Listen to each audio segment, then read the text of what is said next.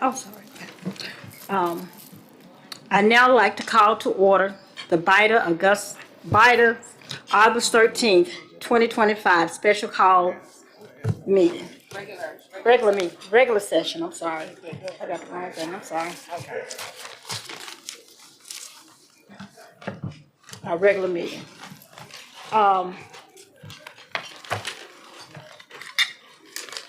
Do we have to keep these doors open? Madam Chair, do we have to keep these doors open? Because it's real loud out there. I guess they said they just came to eat.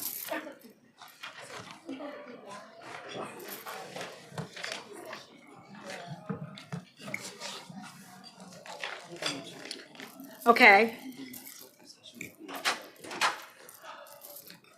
Welcome tonight. We have a full agenda ahead, but before we dive in, let's take a moment to soak in a little island vibe. Jamaica is known for more than just its sunshine and beaches. It's about community, resilience, and working together for a brighter future. The spirit lines up perfectly with our work here at BIDA, building, developing, and creating opportunities for the good of our city. So today, let's bring some energy. We may be small, but we are mighty. We're here to move forward, make progress, and keep the rhythm of growth strong in the city of College Park. All right, let's get this meeting started. Every little bit counts, and today's work will count towards big results. But before we start, I'd like to first have a prayer for my Kia Willis.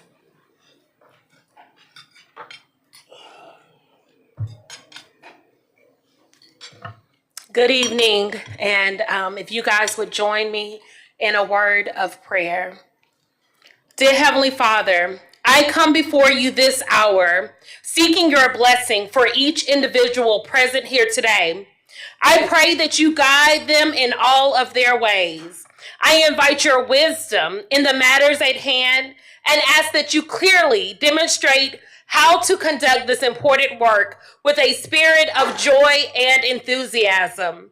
May they find the motivation to excel in their roles and work together to encourage each other to achieve greatness. Please help them to find common ground and resolve matters efficiently and effectively. Lord God, I am grateful for this dedicated group of people who have come together to serve you. I also thank you for appointing Madam Chair, and Lord God, I ask that you be with her to help help her to lead with guidance, wisdom, and grace.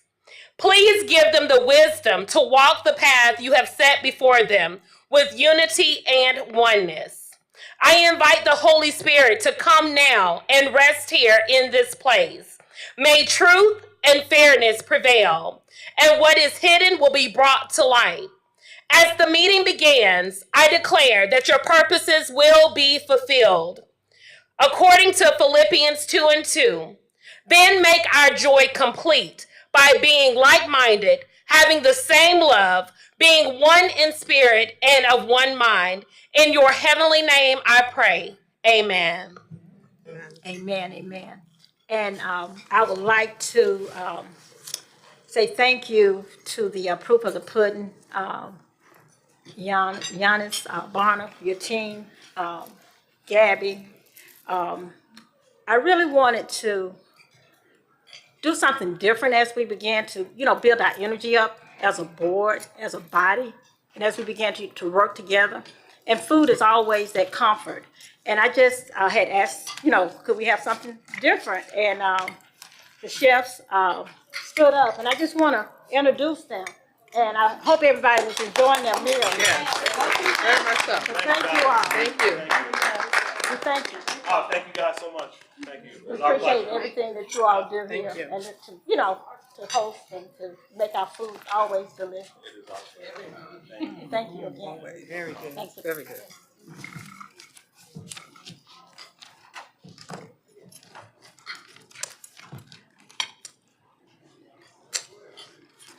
Madam Assistant Secretary, would you call the roll for the BIDA members?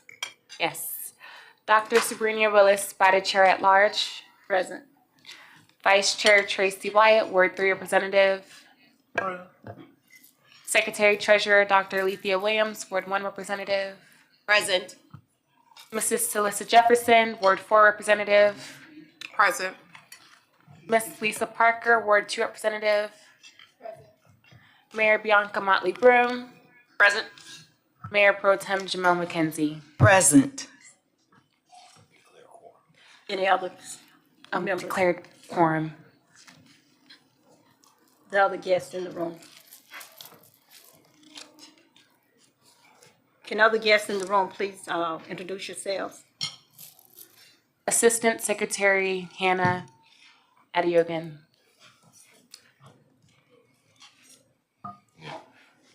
Program Manager Hikis Garcia. Executive Director Brian Hooker. Ed Wall, Financial Advisor. Rory Starkey with the Starkey Law Group. Yanous, Executive Director, Gateway Campus. LaTonya Wiley, BIDA Counsel. Any guests? Guests?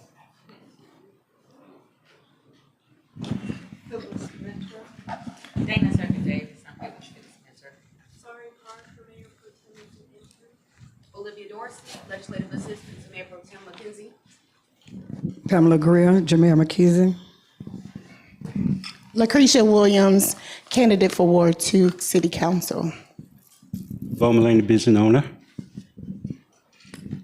Tangi Warrior, residents of Ward 4 and Chair of Planning Commission. William Wallace, pastor of Church of Atlanta. Julian Reasonover, College Park Main Street Association Board member, Ward 2. Ikea Willis, College Park resident. That's everyone. Before I entertain a motion to adopt the published agenda, are there any additions, deletions, or amendments to the agenda? Madam Chair.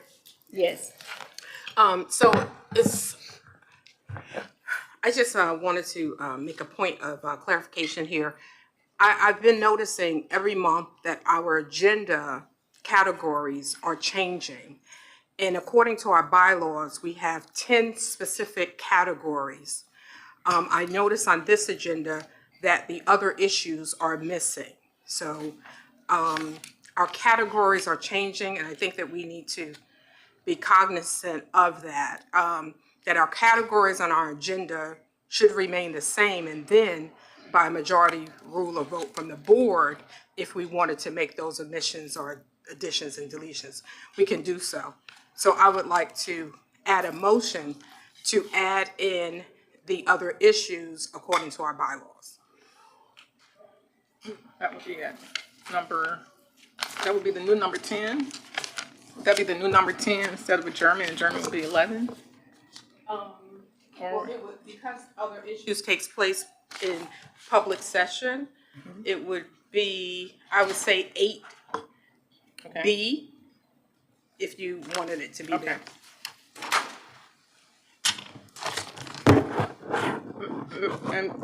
Okay. Yes, Attorney Wiley. Item 8A, I would recommend that we undertake that in an executive session, deliberations, and you can come out of executive session with any vote on your ultimate disposition, but the law allows you to enter into executive session when you're considering disciplinary action against a member. And I would just ask if the will of the body would be agreeable to that adjustment. Okay. Any other? Okay. Do I have a motion? So moved. So moved. For what? To add in won't say- 8B, but what about the executive session piece?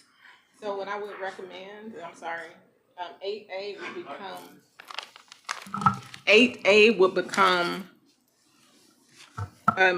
9F or 9A. That's gonna be over. What about 9A? I don't, anywhere underneath there, I just would, you can come out and do your discussion and your votes on whatever deliberation takes place in closed session. So That would be my request. I have a question in regards to that, Attorney Wiley. If we are,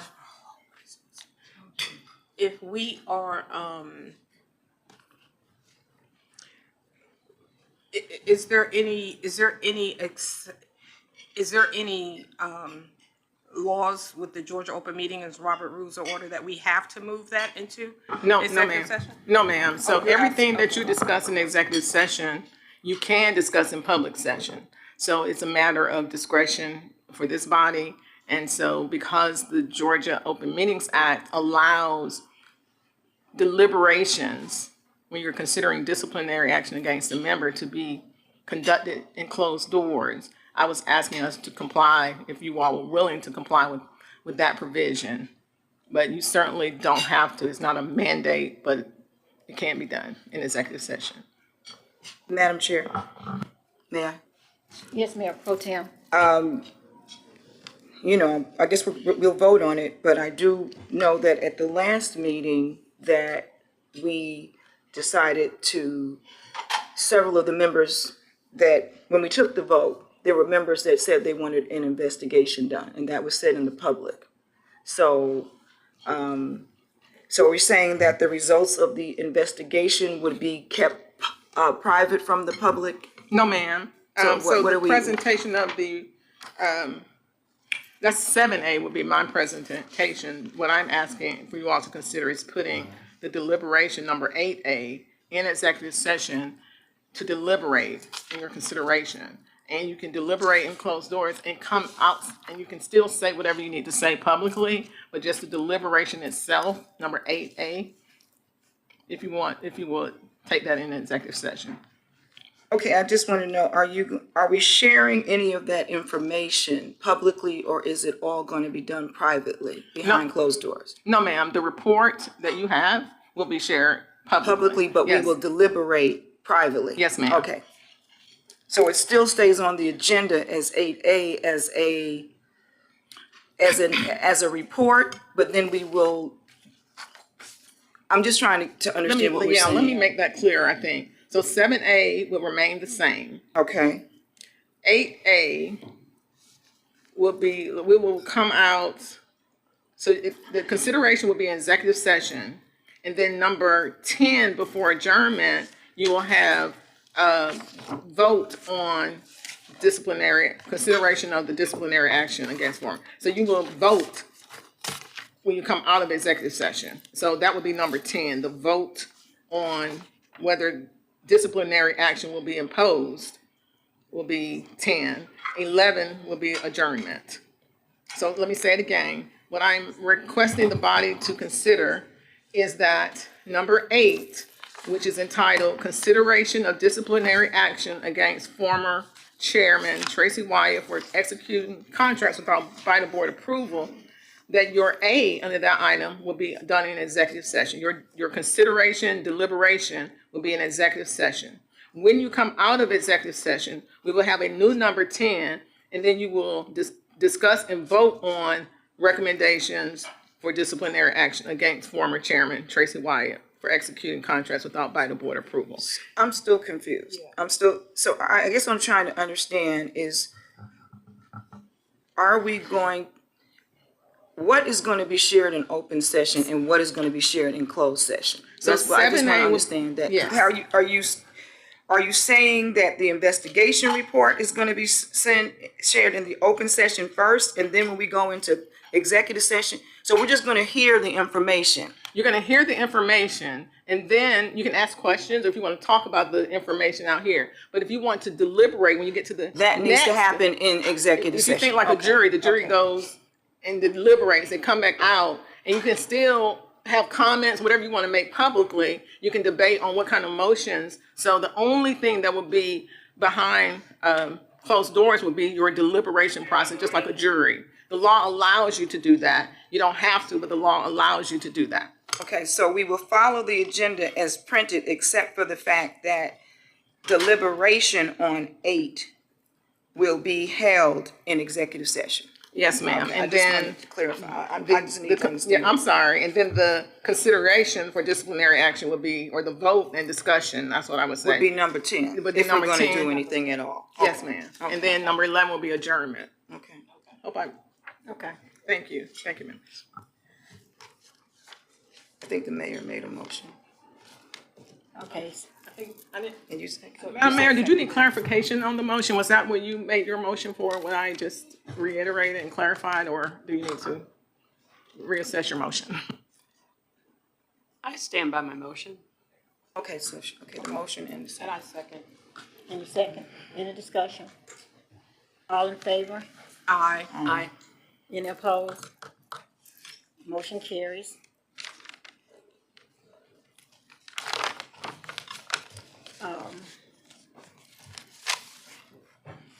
Next, we'll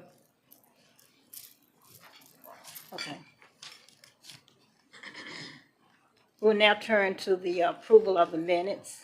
We'll take each meeting separate. First, is there a motion to approve the June 11th, 2025 regular meeting minutes?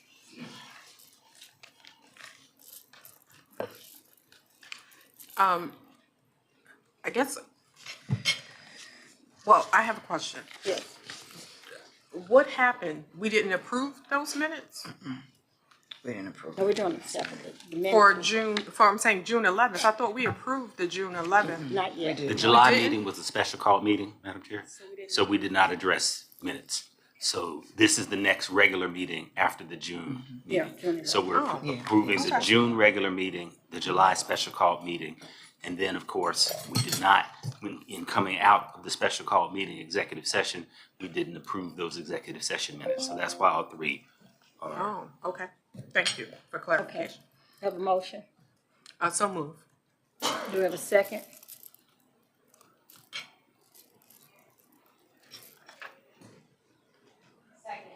Okay. Any discussion? All in favor? Aye. Aye. Aye. Any opposed? Sorry, can you repeat who motioned and second, please, for the record?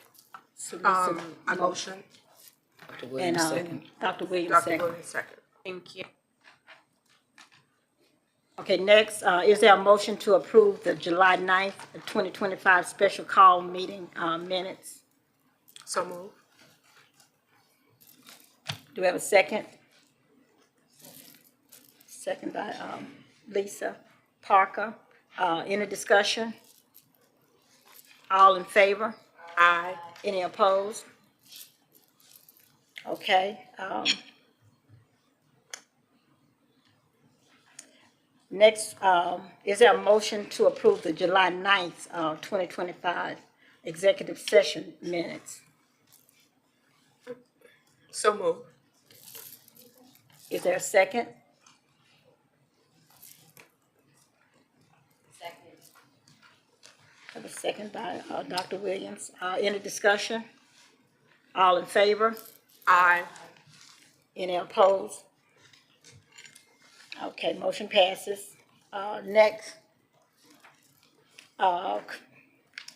we will have a discussion regarding the resolution to adopt the parliamentary procedure rules. Attorney Wiley. I'm going to, I have to pull up the, you all have the physical copies, and I'm going to just pull up on screen the PowerPoint version of that. So I just turned it into a PowerPoint. I'm going to get it to, he has it.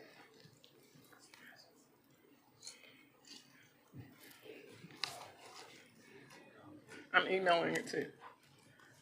May I have the quick one?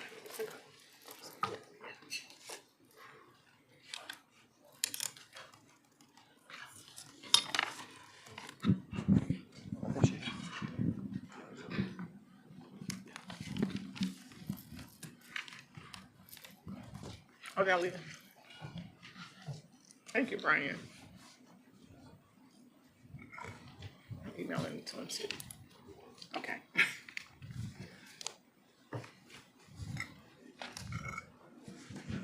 They're pulling it up. And let me just say that during the last board meeting, we had an interesting parliamentary conundrum, I think, and there was a lot of discussion. And because of that, there was a vote 3-3-1 with an abstention. And then there was discussion concerning what that abstention meant. And Board Member Jefferson has distinct recollection of how things had gone in the past. I went back and looked at your records. I talked to your counsel, your previous BIDA counsel, Dan Lee. He did not have knowledge of y'all having ever adopted specific parliamentary rules. However, in one of the SOPs, there's a statement that says that you will follow Robert's Rules of Order. So you adopted those SOPs, and so we have Robert's Rules of Order, and that's what we're currently operating under. And today you'll see in your packet, your proposed rules for you to consider. I gave you options on how you want to treat abstentions, and so at that last meeting, I indicated that an abstention was nothing. It was a zero, it was a nullity. Robert's rules say the same thing, unless you have a specific rule stating otherwise. So that was a pure tie last meeting. So the purpose, we want to have uniform framework for the conduct of meetings and ensure orderly, fair, and transparent decision-making. We're doing this from the BIDA enabling legislation and Constitution, which, as we know, gives you the authority to adopt your own rules and internal governance. So we're going to use the Georgia Open Meetings Act. We're going to reference your bylaws to some extent, to a large extent, and Robert's Rules of Order newly revised. And I may have Mr. Hooker told me about some inverting of letters earlier, so my apologies in the memo I sent to y'all. My eye did not see that. So we want to make certain that this is what's going to happen in the event there's a conflict in what you all ultimately adopt. The conflict is going to be resolved in a hierarchical manner. Your constitutional legislation is going to prevail over these rules. So we cannot adopt rules that's inconsistent with the constitutional authority. However, we're not, because there are no rules of procedure in the constitutional amendment. The legislature left that up to this body to do that. Georgia law will prevail over these rules, so we could not adopt a rule that was in conflict with Georgia law. And these rules will prevail over Robert's Rules of Order because Robert's Rules will be the default. It's a default. So Robert's Rules is the standard. However, it expressly says you can have stricter, you can do different things rather than follow Robert's Rules to the T. So if you have for example, under Robert's Rules, abstentions don't mean anything, it's not counted. But you could have a rule that say abstentions mean a yes, abstentions mean a no, or you can't abstain. You can only abstain in the event of a conflict. So we can make our rules more strict. So we know we have regular meetings. I won't have to tell you, you all know that you guys are, this is a well-informed board. So we know that we have a quorum of 4 members. We know what regular meetings and special call meetings. We know emergency meetings, and we know we can only go into executive sessions for the enumerated purposes listed in the statute. So all of our meetings under our procedural rules are open to the public. It says that, except for the properly convened executive session. So we kind of do this, but this is just stating the obvious. 4 members constitute a quorum. Now, I believe that's in our constitutional authority, but you can have a rule that says less than half is a quorum or less than 50 plus 1. I've seen those rules before. But here we have 4 members as a quorum, and the standard agenda, Board Member Jefferson, that probably needs to be replaced and be consistent with our bylaws. I think that's what you would tell me. Yeah. Yes. Mm-hmm. And so we will put our bylaws in as for the standard agenda. I do think that approval of the agenda. Well, yes, we'll do that. And we don't have announcements and presentations. So the standard agenda can be altered by majority vote at any time. So we all know that the members must be recognized by the chair. We do a good job of that. So you have these big motions and debate. You got the main motions, subsidiary motions. A main motion is the one that's introduced, the principal motion. If there is an amendment or referral or postman, those are those are subsidiary motions that have to get resolved before you can return to your main motion. Your privilege motions, adjourn, recess, and questions of privilege. Incidental motions will include points of order. So if a member was out of order in the decorum, another member could raise a point of order. Those have to be addressed immediately. The chair has addressed those immediately. Points of order, she can rely upon the parliamentarian. In this case, we are proposing that your BIDA counsel be your parliamentarian. Debate rules, and this is something you all may or may not want to limit, but twice per motion for up to 10 minutes. I don't know, that's just something maybe that's in Robert's rules, but this is all, you can change this and you can not have this limit. Debate must be confined to the motion on the floor, and that's just one of the principal decorum rules, that your discussion about a matter has to be germane to the topic. You can't talk about traffic if you're discussing building something near, on the S6 West. Well, I guess you could, but it has to be related to the main topic. You can't. The chair can alternate recognition between proponents and opponents. So she could decide that all the four, she will hear the people who are for something. Then instead of just the next person who's raising their hand, she may ask for who's opposed. Let me hear from, and he or she can alter that as they deem necessary. Madam Chair, I have a question, please. Yes, Dr. Williams. Attorney Wiley, going back to the motions. The main motion, I totally understand. But when it comes to subsidiary motions, when you say include amendments, are you saying if there's an amendment to an original motion, is that what you're referring to in terms of amendments? Yes, so you commonly hear, even in this body, when someone will make a friendly amendment, ask the person who's making the motion, would they consider making a friendly amendment to the motion? And the person who made the motion may agree or not agree. So once the amendment is accepted and it's been duly accepted by the principal maker of the motion, and the second has been updated with that amendment, then you can move forward with the motion has now changed. So that's what I mean. Those are subsidiary motions. Those are handled up under the main motions before you have a final vote on a matter. And what is a referral? What would be a referral motion? You can refer this to committee. We don't really have any. I think you all should have some committees. I'm going to get to that. I think you all should have committees. I think you should have committees on a number of things, economic development, sort of committees, what kind of things you will want on in your incentives, on working with the executive director.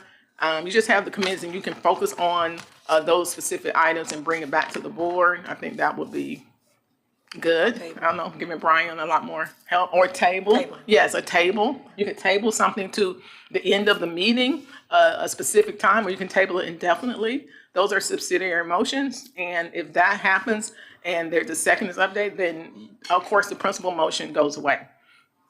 I have a chart that I'm going to attach and send to you all so you can see. It's kind of confusing. I want to make it a little more clearer for you, but it's a puzzle, and it'll tell you what comes first and what. Excuse me, what does. 1 second. Attorney Wiley. So I've been in a lot of meetings where they make, what's the difference between a subsidiary motion and a substitute motion? Because a substitute motion completely replaces the original motion, right? Yes. So I didn't see that up there on either one of those. Oh, the subsidiary? Is that the same as substitute motion? I think it is, because I've seen subsidiary motions. They don't happen often. Right. So I'm not as well versed on them. I'll have to get back to you on that. I'll remember. I shouldn't email. I don't see it. I've only seen them maybe twice since I've been doing public meetings all these years. Most likely a substitute motion. Yes, substitute, yes. So the voting methods. So what I'm proposing is that the method of voting be determined by the chair. Voice vote, all those in favor, aye. All those opposed, nay. Show of hands, everyone just raise your hand, or roll call votes. And those are necessary, I think, and usually happen for major matters. If you're dealing with something of significant, you want to do a roll call vote so that each member is their vote is heard and on the record, as opposed to just a general collective vote. Tie vote means the motion fails. The chair is a voted member, but under BIDA, she has no extra tie-break vote under your rules. Changing the vote. You can change your vote You can change your vote before the result is announced. If you want to change your vote after a motion has been made, properly seconded, and duly adopted, unanimous consent is required of the body to allow you to change your vote. Proxy voting, we say no, right? We don't want anyone giving proxy voting. So here we are on this abstention. These are policy options. And I would like for y'all to just take those over, if you don't mind, and talk about those. Do you want to have an abstention only for conflicts of interest? This is a strict rule that sort of says you can't get out of voting. You have to vote, or you have to state you have a conflict that requires you not to vote. Other than that, you have to vote. That's a very strict rule. Abstentions for any reason, that's recording the minutes as present but not voting. Or you can have a rule that say abstentions count as no votes. So a member who fails to vote and abstains, that's a no. You're on the no side. Or, and I've seen the opposite too. I've seen where abstentions are counted as a yes. There's a city that abstentions, and the policy behind that, the thinking behind that is to force you to vote. Abstentions are sort of not favored, and so you vote. So abstentions reduce the voting base. So Robert's rule says where abstentions aren't, the people who abstain are not counted in the total. So I would like to just turn it over to you all to discuss that if you want to talk about those or not, because I put several options in your packet for you to consider. Madam Chair? Yes, Ms. Jefferson. Yes. So Attorney Wiley, I have a question. So what I was basing,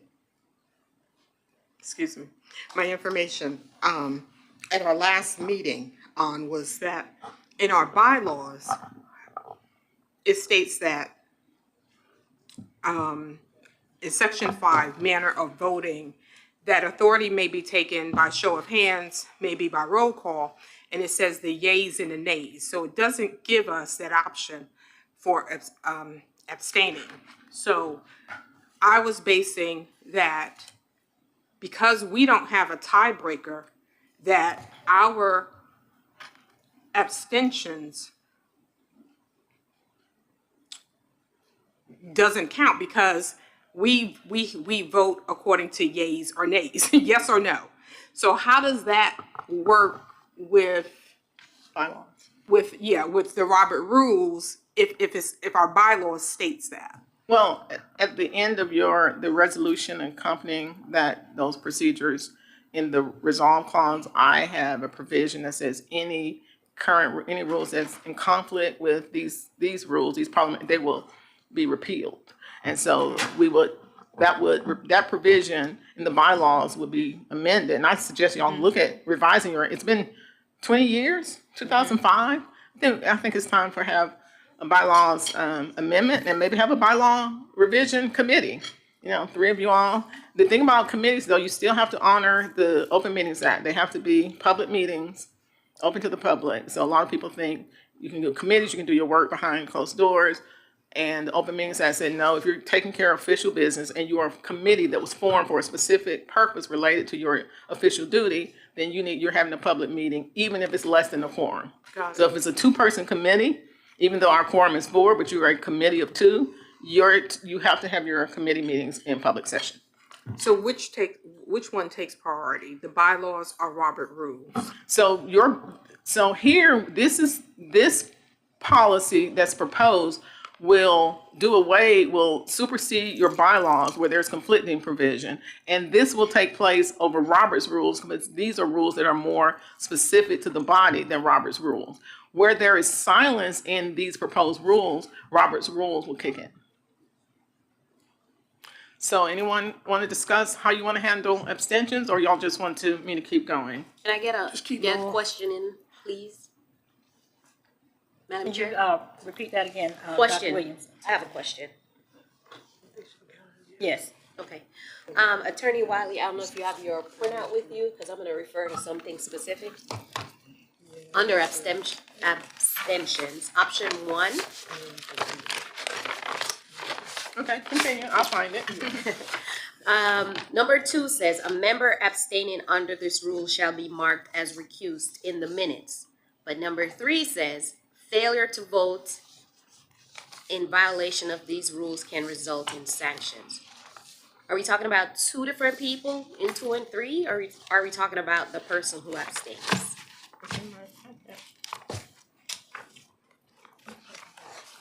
Oh, okay, let me find my packet. I don't see it in my packet. Oh, page 7. I can just look at my computer version. So article, which page? Package page 7, abstentions, Okay. option 1, numbers 2 and 3. So page 7, Mm-hmm. option 1. Are you sure it's page 7? This is in Yes, it's the page special 7. call packet. Okay. All right. Special call. I don't see it on page 7. I wonder if mine changed. Does anybody have their physical copy? You might just make a I note don't of see that. it. What's the section number and article number? Highlighted. It Oh. is Article 7, Section 4. Okay, I see it. Okay, thank you. Voting methods. All right, so all of the policy options that I have, it's page 4 on mine. I don't know why it's page 7 on my computer version. But I gave you all, these are all options for you all to discuss. What's on screen is a synopsis of what you have in your packet. How do you want to do this? So these are all proposed suggestions for y'all to discuss how you want to handle abstentions. So is number 2 and number 3 talking about this, the person who abstains, or are they talking about different people? Like, is 1, 2, 3 option, or is option 1 an option, option 2 an option? So the option 1 that says you only can abstain in the event of a conflict. So if the person abstaining does so but does not declare a conflict, then that person has failed to vote in violation of these rules because they're just abstaining for no reason. So that's what that means. It's only talking about the person who is abstaining, number 4. So I'm not voting, I'm abstaining, and no, I'm not disclosing the conflict. I'm just going to not vote, and you can't make me vote. So that person then would be violating, if this were y'all's option to choose for abstentions, then that person would be in violation of the rules and could suffer sanctions because you're not voting in accordance with your parliamentary procedures. Make sense? Madam Chair. Okay, Ms. Jefferson. So, I guess my concern is to just take this a little bit deeper. Conflicts of interest.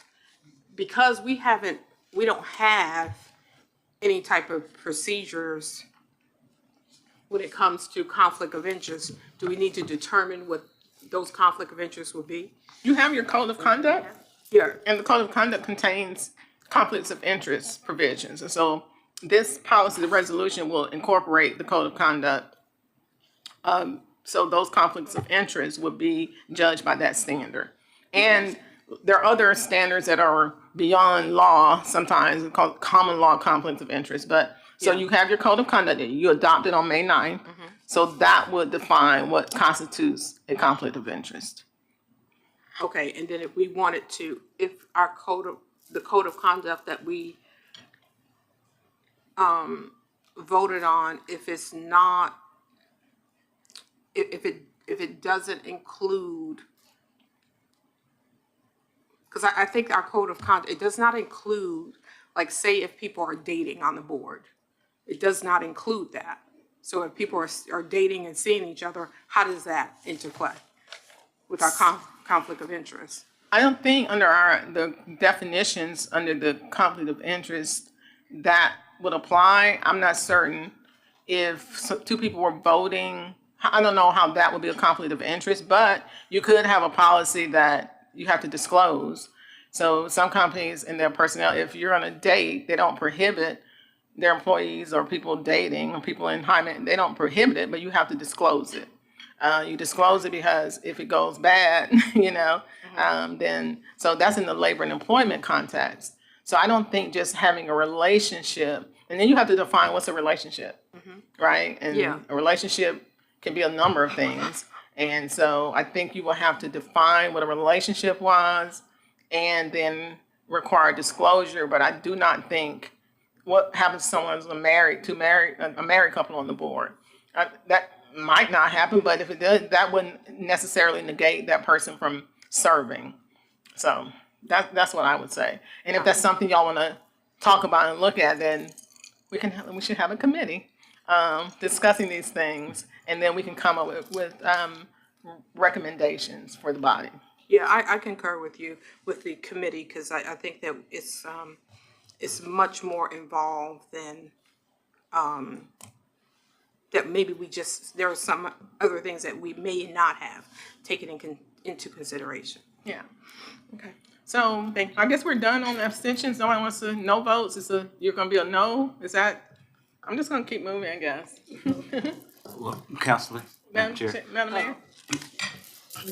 Who's next? Madam Chair, I think it's just the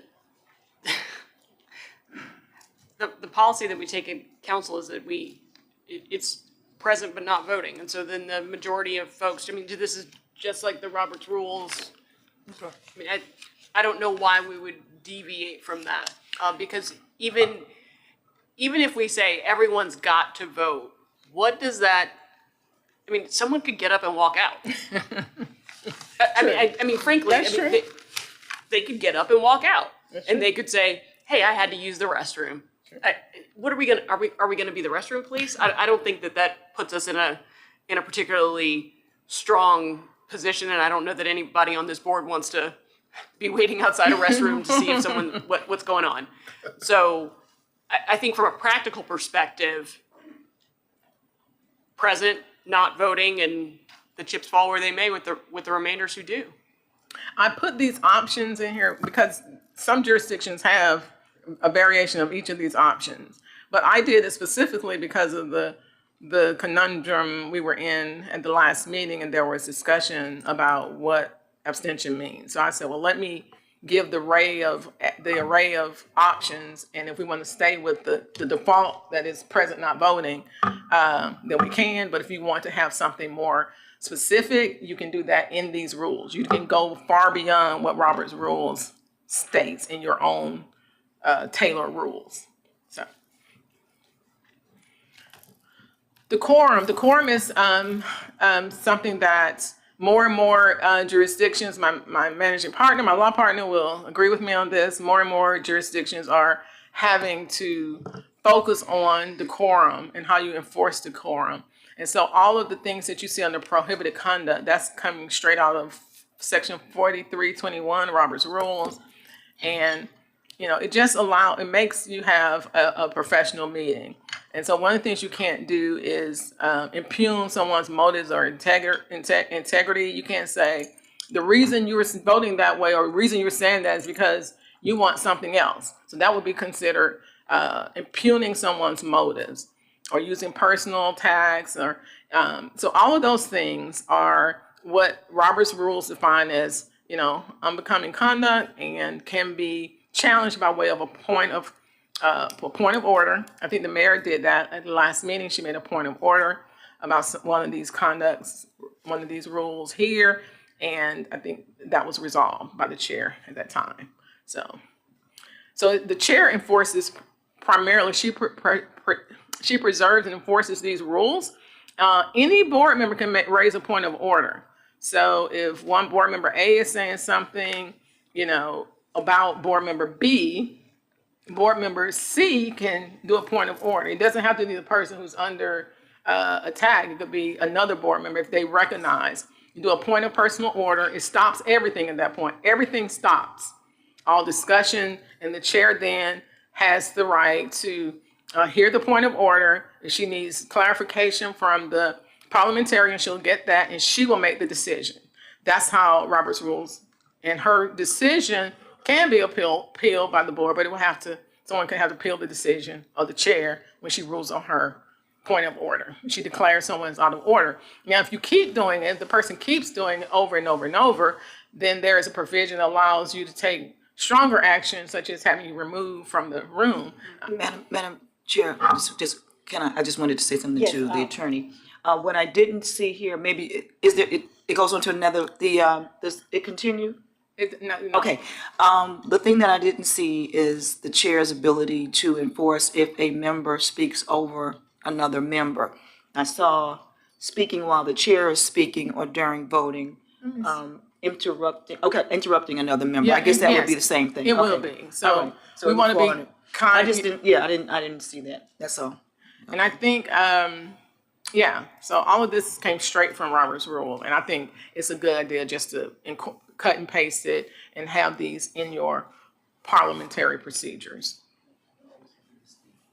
Committees. Committees are standing or special. Committees may be created by a majority vote. As I said, they're subject to the Open Meetings Act, and they shall report their findings at the next regular meeting or as directed. So I don't know. All of this is proposed language, board members. So this is just for you all to decide and scratch through and decide what you like and what you don't like. Rules can be amended by majority vote at any regular meeting with 5-day notice. So if someone doesn't like one of these rules, you let the body know, and at least 5-day notice. We can change that to 10-day. We can change it to no day notice. So you all, that's up to you all. Actions can be rescinded by majority vote with notice. So if you all voted on something at one meeting and at subsequent meeting, there was an intent to rescind it, you have to provide notice to have a majority vote. If you don't provide notice, you just bring it up at the meeting, it has to be a 2/3 vote. Rules can be suspended for a specific purpose. I've seen that, Madam Chair, I move for suspension of the rules. And that means the rules are not applicable at that moment.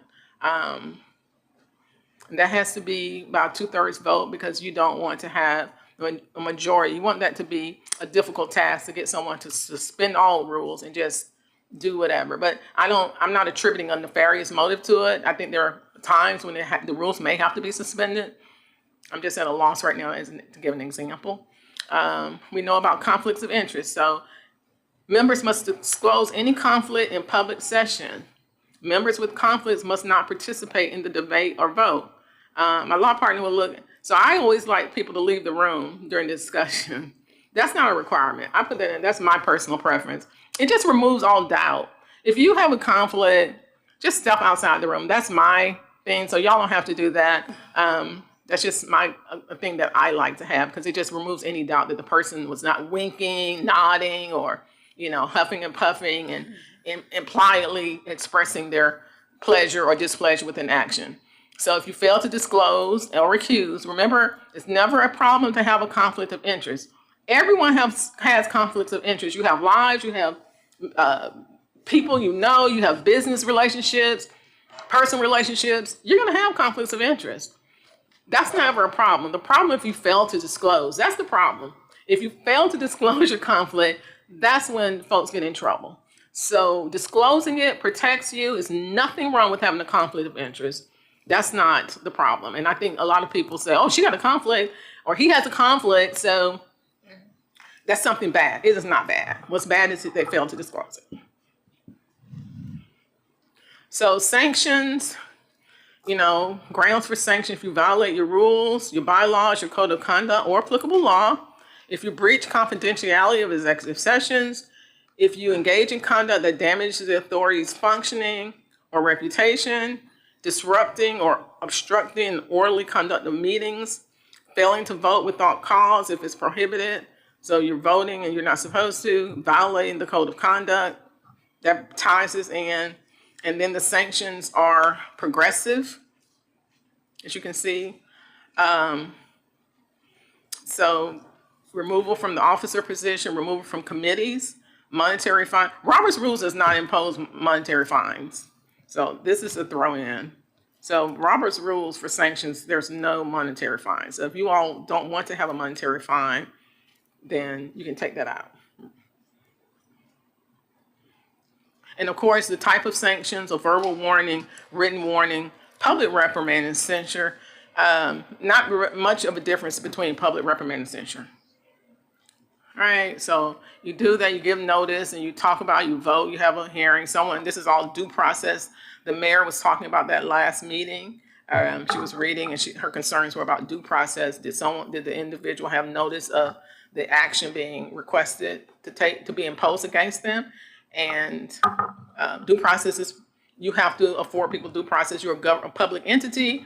We have to honor our due process requirements. And that's it, members of the board. Yes, Ms. Jefferson. Thank you. Attorney Wiley, so when you speak about due process, how does that come into play if the board makes a motion and never acts upon that motion? And then at the next meeting, they make a motion to reverse, they make a motion to reverse the decision of the original motion, but the original motion was never fulfilled. So the original motion, such as a tie, that's a non-action. No, and so I'm not saying voting. I'm saying if a motion was made, for instance, to accept a contract, and it stated that for the chair or vice chair to sign that contract, and that contract was never fulfilled, that action was never fulfilled. And then meetings later, they voted to remove that contract, but because they never, what is the due process for us not fulfilling our original motion that we had agreed upon? So if there's a motion to approve a contract and it authorized the chair to sign, and the chair fails to sign, the motion has already been made. The signing is a ministerial act. Help me out, Attorney Starkey. Turn your thing on. I would say the executive chair could then sign. So the vice chair, or I know we don't have, and that's something, we should have a rule for that, because I think we should have, if the chair doesn't sign it, then the vice chair should be able to sign it after a period of time. I think we need to have that as a rule. We don't have that. I know the city has it, right? Yes, absolutely. But am I answering your? It's never done. The motion to approve it was made, the contract. And so signing it to me is a ministerial act. And so you can be compelled to sign it. It can be compelled to sign it. Not signing won't invalidate the motion that was approved. So yes, it's still be a valid motion. Yeah. And if you fail to do it, then that's sanctionable conduct. I would say that then you're getting into sanction. Okay, so a developer does have the right to sanction for us to fulfill our obligation of that motion that we made, and then we never did it. We never completed the action. I'm sorry, you said a developer would have? The developer, yeah.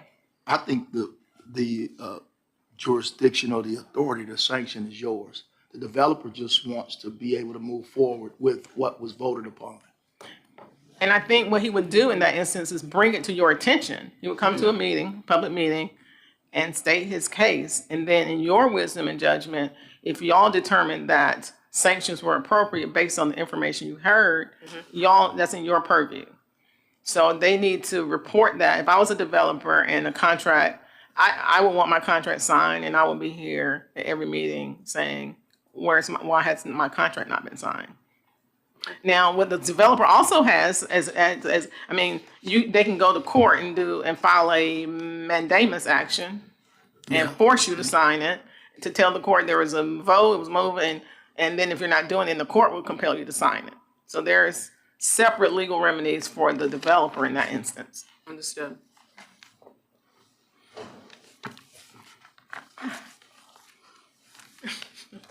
And so I guess I'm hearing perhaps y'all want to take these under advisement and we'll bring them back on to the next meeting? Is that, Brian, Mr. Hooker says no. What say you, Mr. Hooker? Okay. I didn't say Brian. anything, I was just waving my hands. You were doing a lot. I would appreciate if from what I've heard from you all, we go ahead and take action. This provides a great deal of clarity for the organization. You can always come back and revise if you decide to make a committee and I think that's right. choose to take some other steps. Okay. And so doing, if you're gonna take action, then I think the mayor brought the option 2 would be abstention to, option Okay. 2. Present but not voting would be the. I would make a motion to adopt with abstentions treated as they are in Robert's rules. Okay. Question. I felt like there were a few things that we looked at that may have been multiple. Can we, I guess I'd just like to go back over it and just make sure that there was another situation, I think that I just would like to look it over one more time with the board before we, I definitely agree with the motion, the abstention being 0 vote, but I just want us to make sure that there's nothing else that we need to change. That was the only thing where there were multiple options, Madam Mayor Pro Tem, yes. Everything else was just a singular recommendation with no options. Okay. And so what the mayor, is option 2, under section 4, is option 2 is what the mayor is referencing, just for the record. Well, that would be the abstentions for any reason, and that it will be recorded in the minutes as present but not voting. And while members are encouraged to state their reason for abstaining, they're not required to do so. Well, I need a motion. Is there a second? given the fact that we have already accepted Robert Rules of Order, isn't that the way Robert Rules of Order works already? So I'm trying to understand what's the. So Robert's. Is there a difference? Robert's Rules of Order is the default parliamentary procedure. That does not mean that you can't adopt your own parliamentary procedure. And the executive director and I recommend that you adopt them. They follow Robert's Rules of Procedure, but you should have your own that's not 1,000 pages thick. It's 8 pages, and it puts everything in perspective. So No, I was just saying in regards to the mayor's motion, that is Robert's Rules of Order, correct? Yes. Yeah, that so option it's 2. not changing anything because we've already accepted it. That's what I'm trying to. Oh, yes. She will. I agree with her, so I'll second the motion. Okay, well, when we get to discussion. Yeah, because I agree with, okay. Okay, so we already have a motion? She made a I'm just motion. agreeing with Councilman Jefferson. That's all. Okay. Did we have a motion in a second? It was a second. It was second. Okay, discussion. I was waiting for discussion. Okay, we did have a motion. My motion was to adopt it as Robert's rules. That's actually option 4. It says Robert's Rules Standard.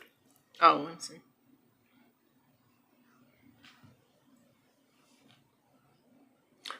Okay, yes, it's option 4. Number 2 is a little variation of 4, yes. Yes, so it'll be option 4. I'm going to withdraw, let you do it. Okay, Vice Chair, second. And let me just read option 4 for the record. Okay. It says, when a member abstains, their voice is not counted in the total used to determine a majority or 2/3 threshold. Example, if 5 members vote with 3 in favor, 1 opposed, and 1 abstaining, the result is 3 in favor, 1 opposed, majority in favor. Conflict of interest shall be disclosed and recorded as recusals, and the secretary shall track the voting base for each item when abstentions occur.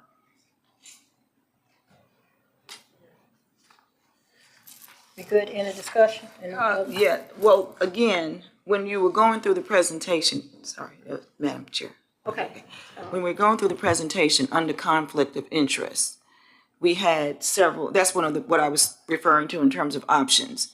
You had an option there that said that we should remove ourselves.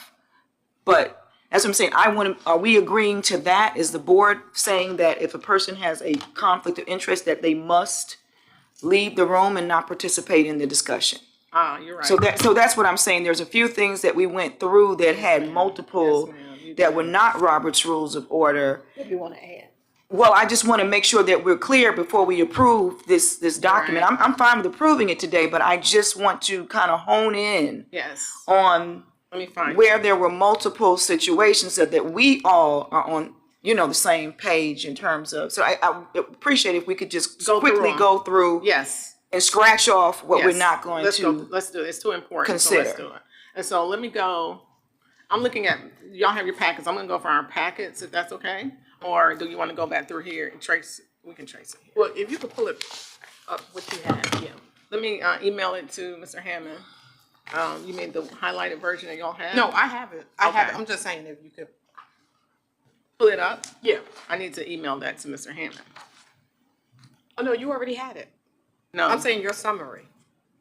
You mean this? So this is my, yes, this is the summary. Okay. Yeah. Where you had it was the same information. It wasn't. Yes. Yeah, it wasn't anything different. Yeah. Okay, so we have this quorum and attendance, a standard agenda. I think we need to change. Exactly. Board members, thank you. Thank you, Madam Mayor Pro Tem. The board member Jefferson suggested, and Madam Mayor, this may or may not change your motion and your second, Mr. Vice Chair. So the standard agenda would be, we can either take that all out and just rely on and use the bylaws. No need to have it twice. So can we strike that and just rely on what the bylaws say? Or do we want to replace that and put what's in the bylaws instead of the 1 through 10? I have no issue with going to bylaws on that. Bylaws. Yeah, the bylaws. Put it, just strike it, okay? So that would be stricken. Okay. Hannah. These are, Is this an amendment to the motion? this is the discussion. We're in discussions and it may or may not result in the amended motion. So here is the conduct of business of, for the main motion, subsidiary motions. That was pretty standard. Voting methods. So this is what's different than what's in the bylaws. And thank you, Madam Mayor Pro Tem. Yeah. Thank you, Madam Mayor Pro Tem. I just want to, votes count. Yeah. we So can't just make a motion. So the roll call vote is what's added, and that's for major matters, sanctions, and contracts. And that would be in the discretion of the chair as to what type of vote she wanted to have. Do y'all want to keep it like that or no? Or take it out or keep it in?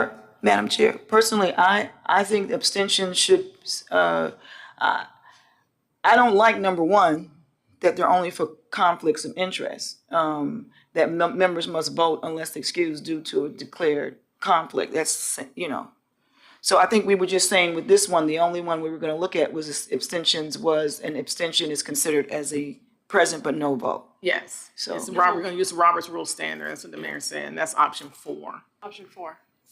Right. And That's what her motion was. Yes. Yeah. And on the voting methods, I thought I heard the chair say she would like to keep the addition of the roll call vote. I do like that, yes. Tie vote means that the motion fails, no action. Changing the vote, you can change your vote by unanimous consent after the result is announced. We don't have anything on that. Do y'all want to keep that? Yeah. Point of clarification. So are we saying that the only method of voting is the voice vote? No. The chair will have the voice. The chair will option choose. of one of those 3 options. I didn't hear what you said. Yeah. And so proxy voting, we don't want proxy voting. I think everybody was in agreement on that. Decorum requirements, that's just straight from Robert's Rules 43, Section 21. I know they deal with this a lot. That's just the chair preserves them and she enforces them. That's the duty of the chair. Committees, we're going to have the option to have committees. I think that's wonderful. I think we should have committees. Y'all should consider having them. Amendments, do we like if you're going to want to propose a change to this rule, you have to give 5-day notice, I guess, before a board meeting. Or you can just send it out and then, but it has to be at least 5-day notice before the time that the matter is on the agenda. But we still have to have the ability to vote on it, correct? Yes, it will just come Okay. before it That's could. just notice. Yeah, if you gave 2-day notice, it can't be considered at the meeting. You'll have to consider it at the next meeting. So for conflicts of interest, personally, I said we can hear from the board. My thought is that members must disclose any Yes. conflict in public session, and failure to disclose or recuse subjects member to disciplinary action. I don't necessarily agree that if a member expresses they have a conflict of interest, that they should be prohibited from participation unless the board decides that they shouldn't participate. So if you have a conflict of interest, you can't participate. I mean, you're conflicted out, so you can't vote. You can't participate in discussions. You can't do anything if you have a conflict because your vote is tainted. But we didn't. Do y'all want to leave the room? Go ahead. Okay, the reason I said that is because there are several different types of conflicts of interest. Yeah. And You have a very broad. You have that's the reason I said that. So I think that we need to qualify what the type of conflict of interest. You know, I might know somebody. I had a conflict of. I announced what I perceived could be considered a conflict of interest at one of our meetings. I think it might have been the July or June meeting, and then I put it up to the board. I let them know what it was, put up to the board. Do you want me to recuse myself from this? And the board did not. So I think that it depends on what the conflict of interest is. That's me, but again. Yeah, ma'am, I think you have a very, very broad definition of so there are minimal interests. You know, there's a scale. So if you know someone who is coming before you and they live in your neighborhood, that's not a conflict of interest. If you are in business with them or you're going to be a part of the activity for which they're coming here that's a conflict.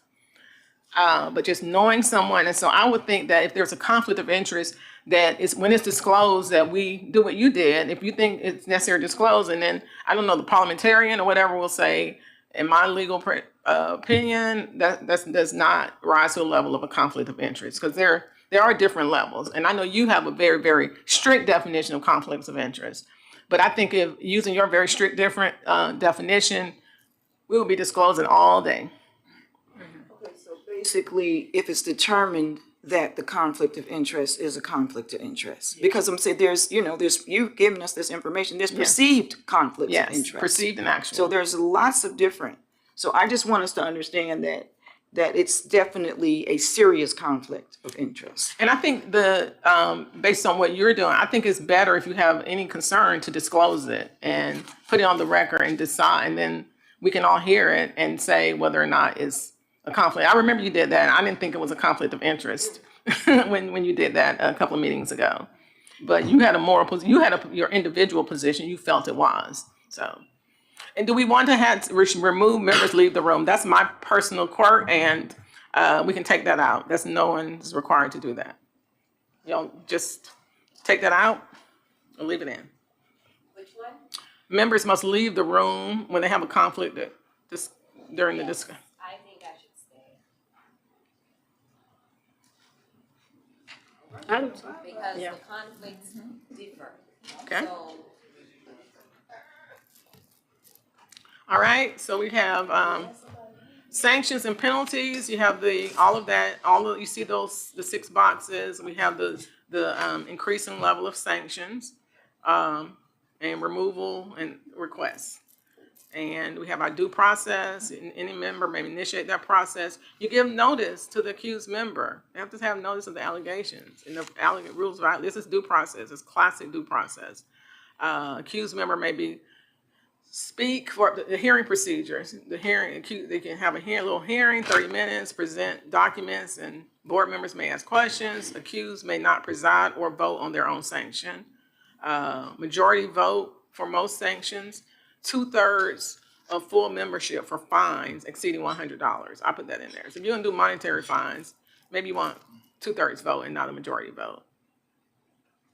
And this says sanctions recorded in minutes and retained for 5 years. I'm gonna strike that because they're gonna be in the records forever. You can't get rid of them.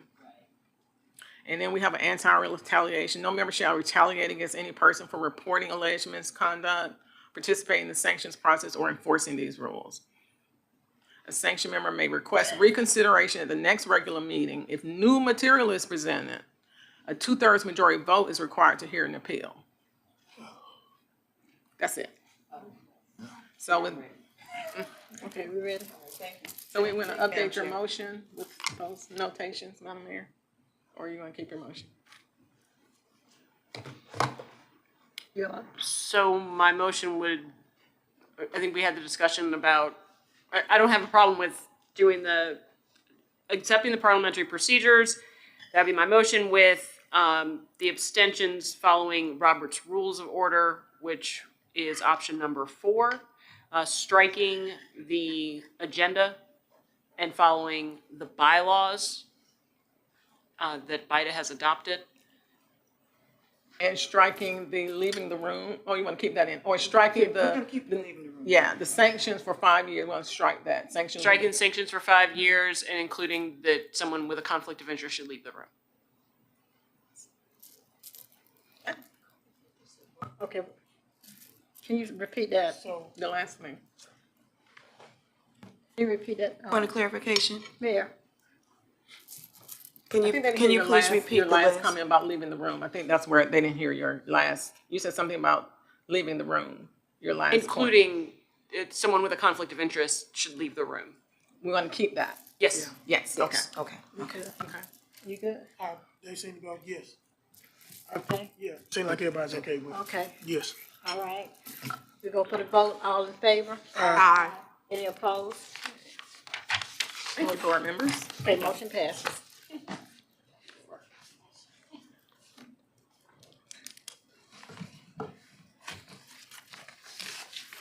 Next, we'll have a GICC Arena Golf Course update by Yanous, Director. Good evening. I'll be very brief. Just a couple of highlights for the Georgia International Convention Center. We hosted Hoop Seemed Best, which is a basketball tournament, which way over 7,000 people attended. So that was pretty good. We also hosted the World's Prayer Central, Kid Fest Fulton First Day, which was back to school. And we all the Office of Bar Exam for the Convention Center. With those highlights, we also hosted at the golf course. We hosted the Youth Shine Leadership Group, which was a youth organization group for high school students, which went over very well. With the Gateway Arena, we hosted 5 games with the Atlanta Dream. We also hosted Boys to Men, which was a great event for our youth. Also, with that being said, for the Gateway Arena, the Gateway Arena was awarded award-winning lemon pepper burger. Okay. And it was filmed on Fox 5, which features #1 selling burger at the arena. A lemon pepper. Also, for the Gateway Arena, I want to say these highlights. For the Gateway Arena, we just received the award for being the #1 Gateway Security Arena in the G League NBA out of 28 arenas. 4 years in a row being #1 security right here in the city of College Park. So thank you. Madam Chair, Mayor? Yes, please. What Mr. Yanous Barnard did not say to us is that since our last meeting, he has been made the director of the GICC and the Gateway Arena, and he's been doing an amazing job. So I just want to say congratulations to you. We're proud of you, and we're looking forward to the future and all the present and the future, Mr. Barnard. Thank you. And one of the things that we're working on is that we just landed Microsoft AI Tours, which would generate $130,000 in room rental and way over $200,000 in food and beverage. Just picked that. Go, group. yeah. Thank you. Madam Chair. Yes, Ms. Jefferson. I definitely want to commend you, Yanous, and all your directors, all your staff. You're doing an amazing job. And also, I had gotten calls from friends all over the world. They were watching King's Court, and the Gateway Arena was featured on Bravo for King's Court. So that's major. And so everybody was calling like, where is that? So yeah, that's excellent. I think those branding opportunities is so well deserved, and you have done a remarkable job with your management and your staff. Yes. So congratulations. Thank you again. Thank you.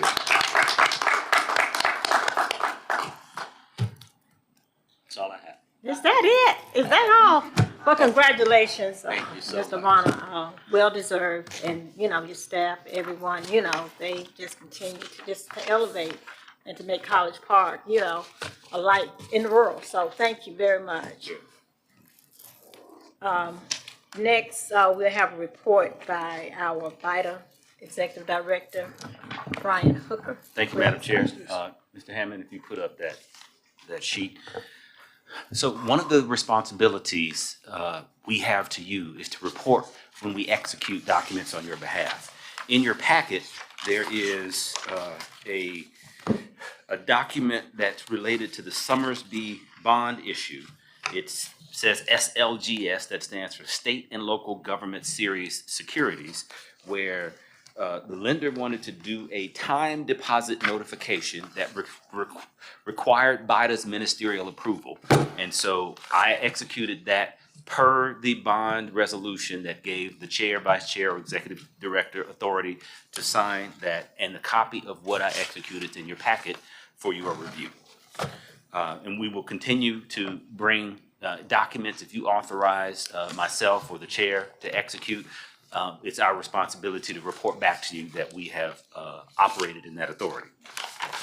Regarding our finances, the next item is we want to start reporting on a monthly basis what expenditures are made. Now, in your packet, the way our software handles this, it printed out the detailed general ledger on portrait form in a manner that didn't work. But in the OneDrive, the shared drive folder, you have the full access to both the spreadsheet and a reported version. I asked them to put the clearer version on the screen, so that's not it. That's Ed's report, and so that I could go over it with you. But the bottom line is, BIDA did not make any expenditures in the first month of fiscal 26. And that is directly related to authorization. There's some of the back and forth between BIDA and the city about how its expenses will be handled. So what you have here is billings of revenues that have yet to be collected. Who has the? You're quicker, much smarter than I am. So that you understand BIDA's finances, this first section is billings. And what you see is billings that the city has issued on BIDA's behalf to a variety of entities, specifically for pilot payments. The 2025 annual pilot payment for the Marriott, one for the Spring Hill Suites. And again, Marriott and Spring Hill Suites, but this isn't pilot payments, this is miscellaneous income. So when we talk about BIDA making money, these bills have gone out. The invoice status is open, the bills have gone out, they have not been collected yet. But you can see here, $1.8 million has been issued in pilot income, $146,000 in miscellaneous income. So these bills have been sent to the various people or organizations that owe money for those activities. Can I add something, Brian? Please do, Ed. So the big numbers up there go right to pay debt service on bonds. The administrative fees, we talked about that today, the $146,000, that has no expense attached to it. That's for your regular budget. Thanks, boss. So that gets back to what Ed was saying earlier. That's money that BIDA makes that BIDA can use for BIDA discretionary items if you so choose. The next couple of categories, it likes to point, okay. The next couple of categories, instead of billings, these are the collections. These are actually amounts, of course, they're smaller, where we've actually gone out and have the check in hand and have deposited the money. So here you have Marriott, having a check for $14,583, Moody's Garage, College Park Gateway Office 1. These are miscellaneous rents. And so I believe, Ed. That's ground rent. These are ground rents, right? They're rents. So because they're not obligated for a bond or a pilot payment. So the ground rent is? The ground rent is, okay. Yes, sir. All right, then you have this last item down here is a reverse BIDA rent. This is an accounting entry where a dollar figure needed to be collected in fiscal 25. It was, but now it's being made up for in fiscal 26 when the money actually showed up.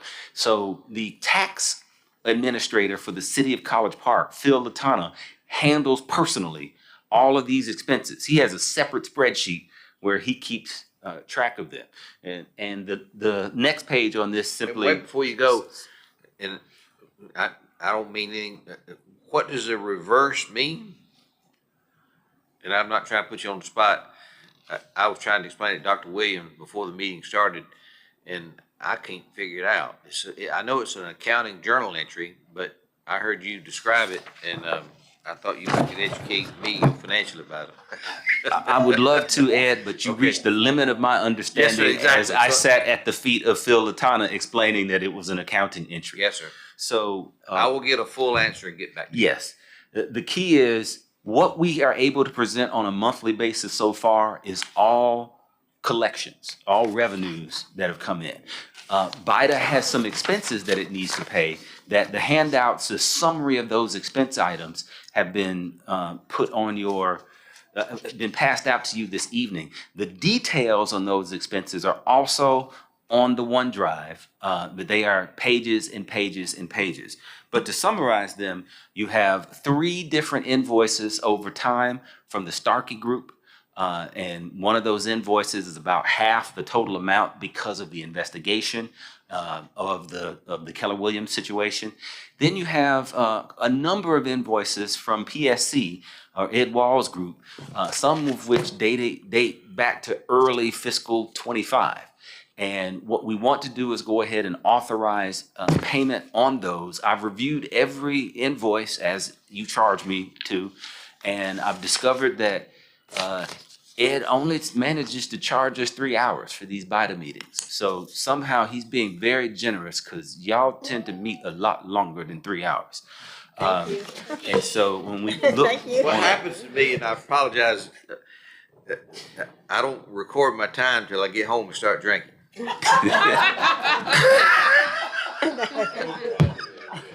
So between the BIDA attorney and the city attorney, including BIDA attorney's senior partner, Mr. Starkey, they are convening at an important meeting a week from today to work through some of these IGA issues, and some of the expense items will be covered there. But we felt it important to let the board know the level of expenditures that need to go out, and it would make sense for you to make a motion to authorize the expenditures to both PSC and to Starkey Law Group.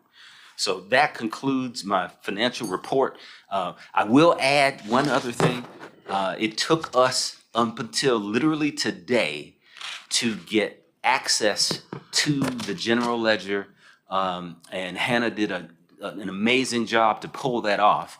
So next month, we will have what we had hoped to have this month, which is a spreadsheet that's well organized, that is a lot cleaner to look at than the PDF that's generated by our system. So we will be moving forward in that regard, but that concludes my financial report. And Brian, if I may, so I sent the finance director, Terry Jackson, email before the meeting. I have been trying to figure out an easy way for the city's accounting software to print out a simple, here's all your revenues and here's all your expenses by vendor, not all this accounting ledger sheets that we get. And he says, and I sent you a text, Brian, that he can teach you and Hannah how to do some sort of report. He's very busy and can't do it himself. And I know he said that before and you all tried. I went to him, I said, can't we just get your accounting software to just hit a button and it prints it out without all these readjusting entries? And he says that the reason it's a gobbledygook, there's balance sheet stuff in here as well as profit and loss, because this is a general ledger. And he could get the accounting software to do that. I needed to send a request to the city manager and ask the city manager to make a request of him. So with your permission, I'm going to do that tomorrow. Yes, sir. Yes, sir. Now, I will let you know that there was more than just teaching. We actually had to get Hannah to have access to the report itself, because limited people have access to the general ledger within College Park system. And finally, with the city manager's approval, we were able to get IT to get Hannah that access. So as of today, she has that access. So she will be able to access the data and create a pivot table or some other technique to simplify the reporting. So we're expecting to have a much higher quality financial report for you on a monthly basis at the next meeting. Madam Chair, question. Yes, Question.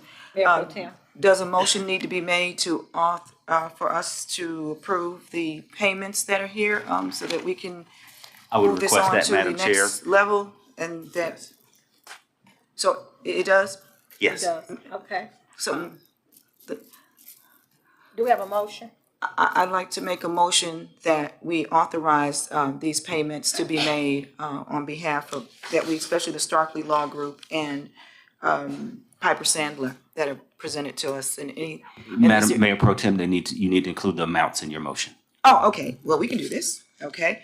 I'd like to make a motion that payment be made to the Starkey Law Group LLC in the amount $64,038.49, as well as Piper Sandler in the amount of $58,350. And these are for multiple months of service. So moved. We have a motion by Mayor Pro Tem and second by Ms. Jefferson. Any discussion? All in favor? Aye. Any opposed? Okay, thank you. And one more question I wanted to ask too. With the training with GIDA, have we found out what members would like to go, and what do we need to do to make sure? Because I know we had a deadline to meet. So. Yes, Madam Chair. So with the GIDA conference, there's a deadline of tomorrow to register at the most discounted rate. What we've discovered is that we need to resolve our expense payment options before we can proceed. The recommendation was that board members would individually sign up for their registrations, but at this moment, we could not guarantee that the reimbursement would be there just based on the things that we've got to work out.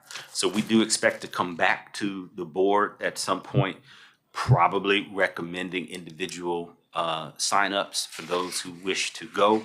But at the point that we can assure that once that board member has signed up and submitted an expense form that they will be reimbursed, that's when we will ask you to do so.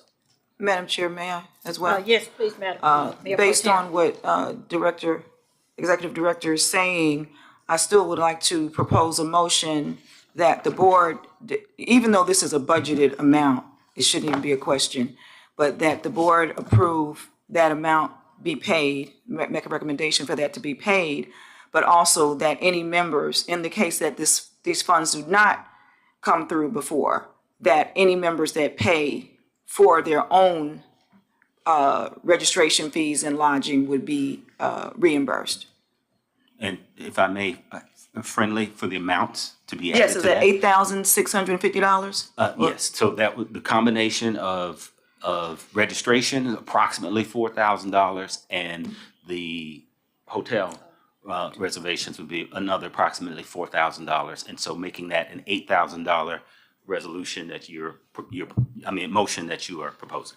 Okay, so I'd like to amend that motion to the board approving the payment of $8,650 for the GICC conference to be paid by the city of College Park from the BIDA budget, monies that have been budgeted, and that in the event that these funds are not available within 48 hours, that any members that pay these fees themselves will be reimbursed. Okay, thank you, Mayor Pro Tem. Do we have a second? So, hold on. One thing, Madam Chair, so just want to make sure I got it straight in my head. The procedure for these invoices y'all approved tonight, and I guess for the GIDA stuff too, it'll go on the next mayor and council agenda for them to approve it, right? Not ideally. I know, That may isn't be that required, what's happening? and that's what needs to be negotiated so we can determine exactly how that. But that is the current process now, as I understand it. Well, and it's not a process, that's a request. I won't acknowledge that as a process. I know, I'm but sorry, isn't that it's just what my they're word. currently doing? That's what we're being told we have to do Right. in order to get paid. And the purpose, pardon me, Madam Chair, and the purpose of mine in your August 20th meeting with the city attorney is to try to come to some better solution. I believe that mayor and council, I think that the BIDA approval right here should be sufficient, and it should not go on a public city council meeting for reapproval. That's my position, but I understand. But the city manager, city attorney do not have that position, and it's my job to get everybody on the same page. Yeah, Isn't you that want me right? referee? Yes, ma'am, I'm Referee, going. okay. Yeah, So yes. I just want everybody to clear about that's what's going on. Thank you. Madam, I'm about to say Madam Mayor, so you say Madam Chair. These two meetings that we come to every other day.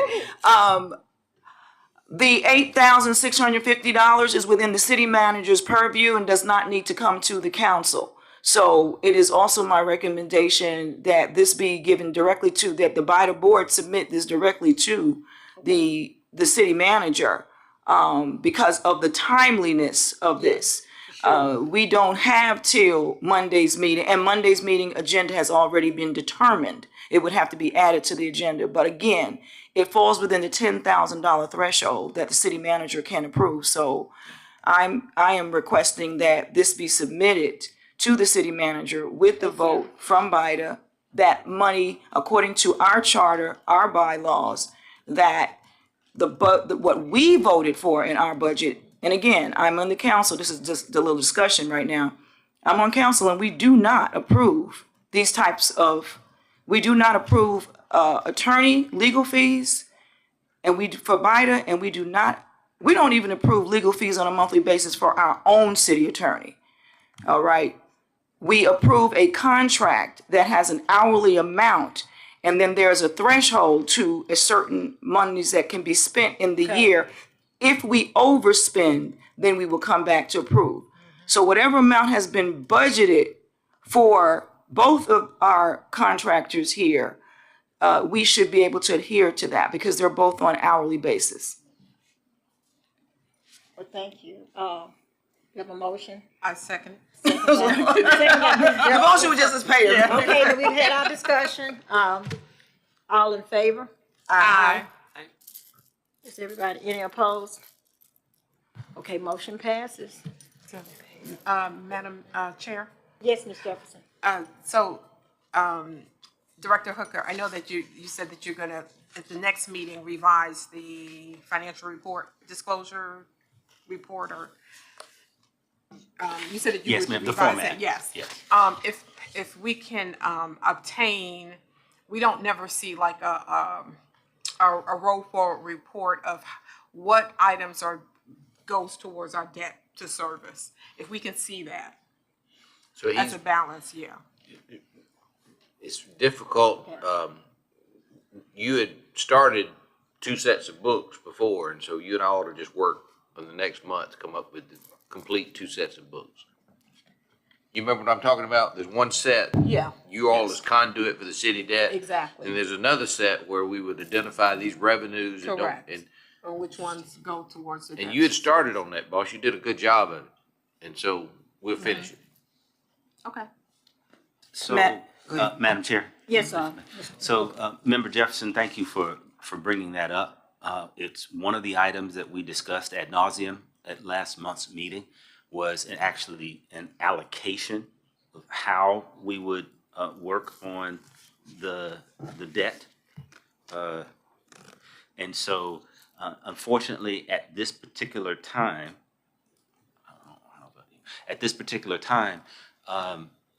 the BIDA board has not itself approved a split for discretionary revenues, nor has an intergovernmental agreement been forged and agreed upon that describes that split. So the status quo is none of BIDA's revenues go to pay down BIDA's debt with the So city. she meant the No, no, $6 no. million I a meant the year in yeah. principal and interest. Exactly. So in our annual budget is Yeah. $6 million principal and interest. She wants you and I to take the revenues that I know go toward that Go debt, towards that debt. and then take the revenues that doesn't go toward that debt, and when we present the financials, you and I present 2 sets of them. Yeah. Whew, that is our goal. And so Okay. we will be working towards that, yes. Okay. And we know, I said, I want y'all to know, the way we pay down the debt is about 9 million now, is the sale of property. Exactly. Yeah. That's where our source of that'll come from. Exactly. Madam Chair, I have a question, just a Yes, quick ma'am. question. This is for Hannah or the chair, the executive director. Do we know what the late fee is for GIDA registration?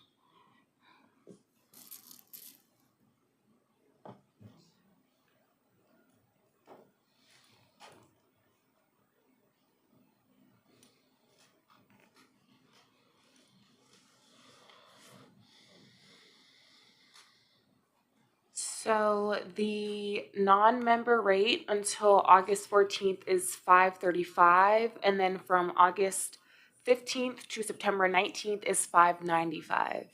What is the difference? I can't add that quick. $50. Okay, so I'd like to make another motion because the motion that I made was for $8,650, which was if we paid it by tomorrow. And so I would like to add on, that's for 10 people, is that for 10 people? The amount that was at 8,650, is that for 10?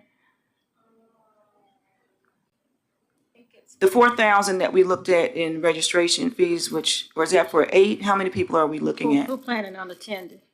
Well, not all the members expressed that they wanted to go, so Okay. I only reported the members that expressed they wanted to go. I have to look back at the. Has anyone, I haven't, there hasn't been any disclosure of I thought normally we receive an email, these are the dates, Yes, I did send an email.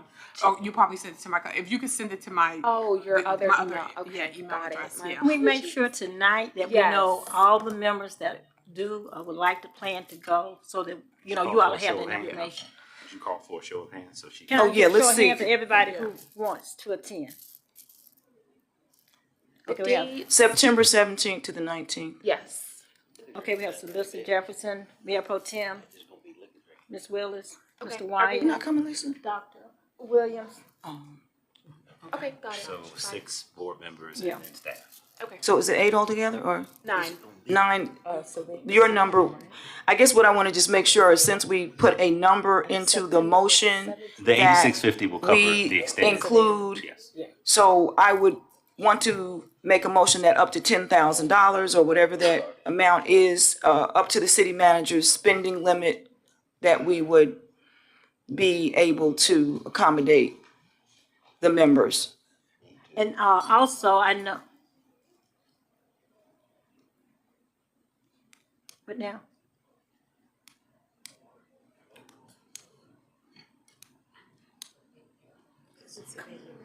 What now? Mayor. Okay, and the other thing, even with the hotels, I know if we don't book at a certain time, they could throw some of the members at hotels that's not the host hotel. That's right. So I want to make Yes. sure that we get that. That changes the 25th of August. So that's the deadline for that specific hotel, is the 25th of August. But it could fill up, that But is it could, true. and that's why I would like, you know. It's probably full now. Okay. One of the concerns, I think, is that we could not use a card to even reserve the room, to reserve y'all's room, even though it was a budget item. So there was some practical, practical problems. Yes, so I have been in contact with the conference, one of the conference organizers, and she had let me know last week that she would allow us to invoice.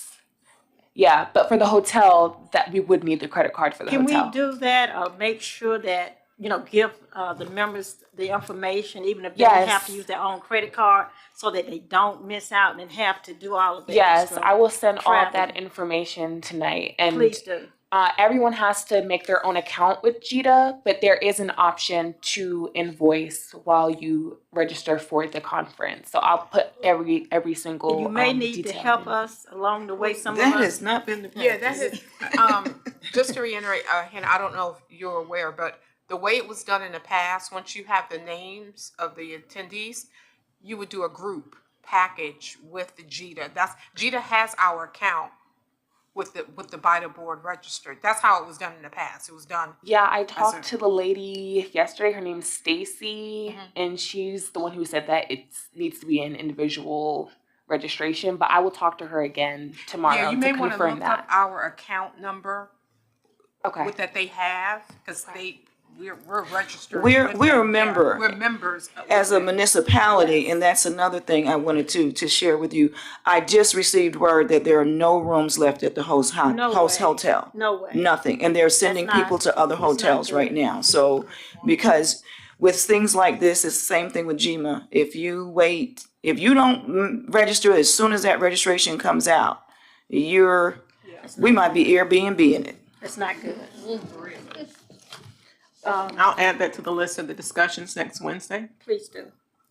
So I just would like to set another motion that whatever the fees are up to, I want to say up to the city manager's bandwidth would be reimbursed or taken care of by the city. And then I guess we'd have to come back if it was over that. Thank you. So moved. The discussion. At least we can get our registration. All in favor?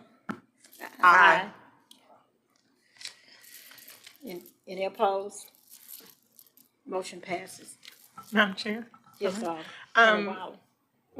Since we have just gotten BIDA as a client, we would like to go, the two of us would like to go, I guess. If not all the board members are going, I think we could learn a lot.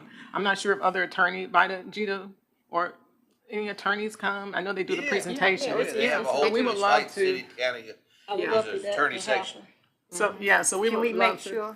to come, and if there's the, maybe because not everyone is going on the board, so. You can do a reception for Thank us you. too.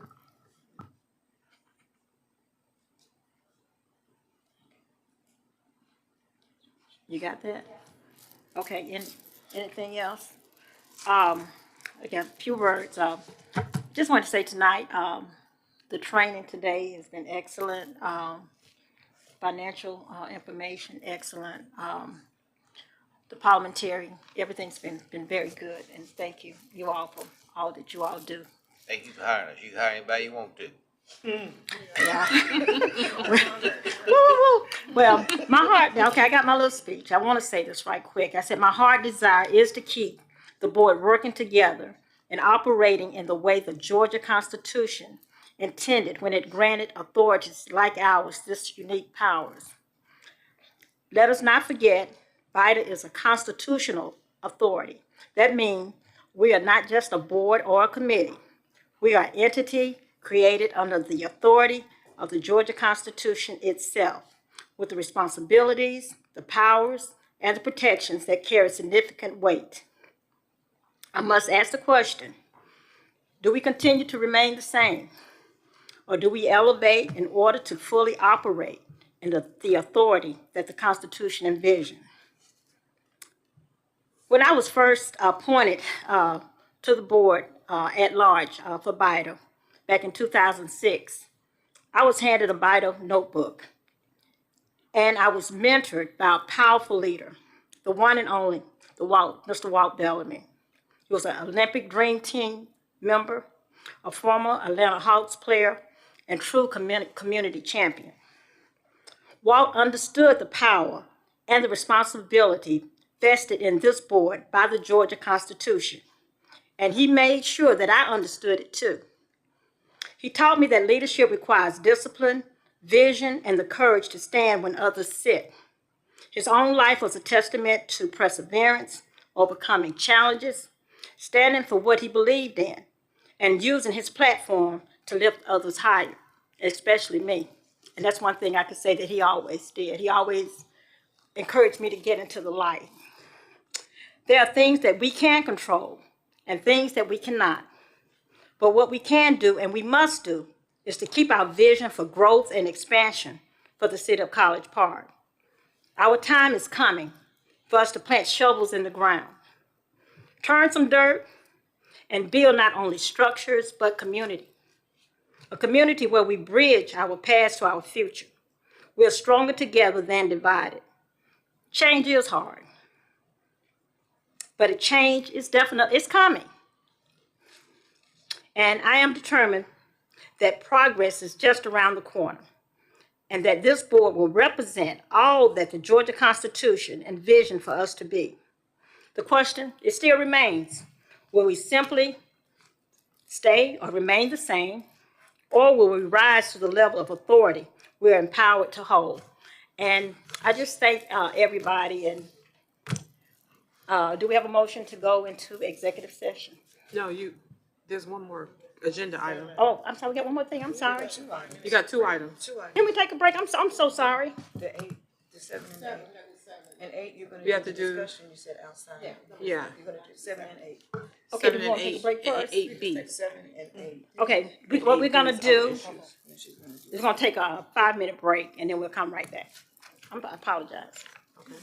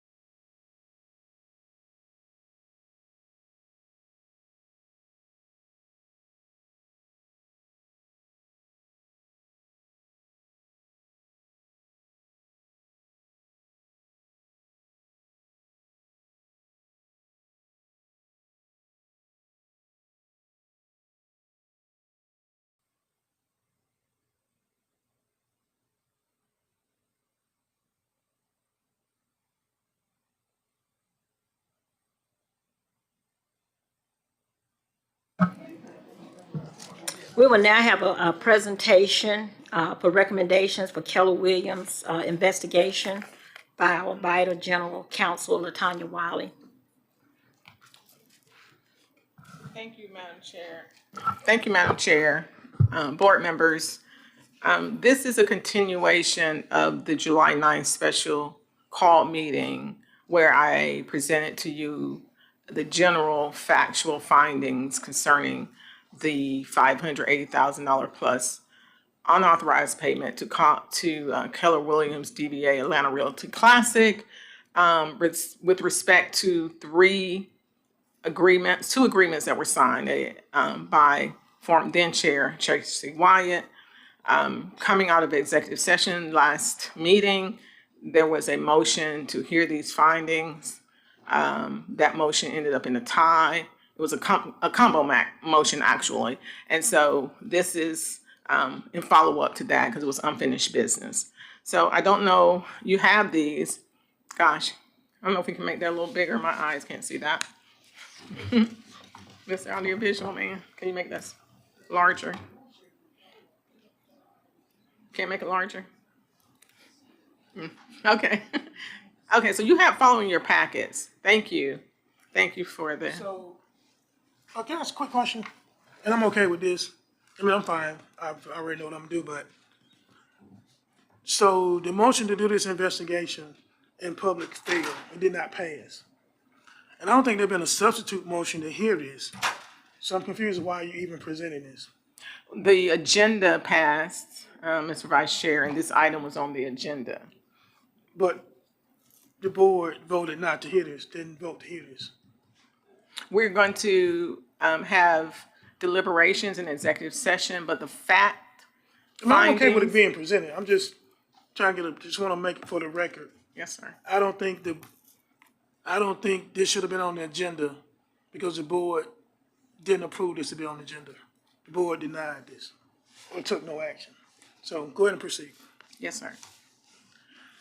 So I'm not going to read this word for word because you all know what this is, but I will hit on the on the high points. And if you want me to delve into something more in depth, let me know.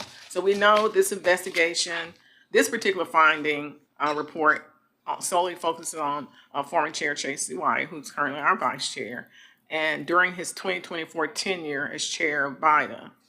Point of order. Yes. Point of order. Okay. I think. Ms. Jefferson. Yeah, I know that.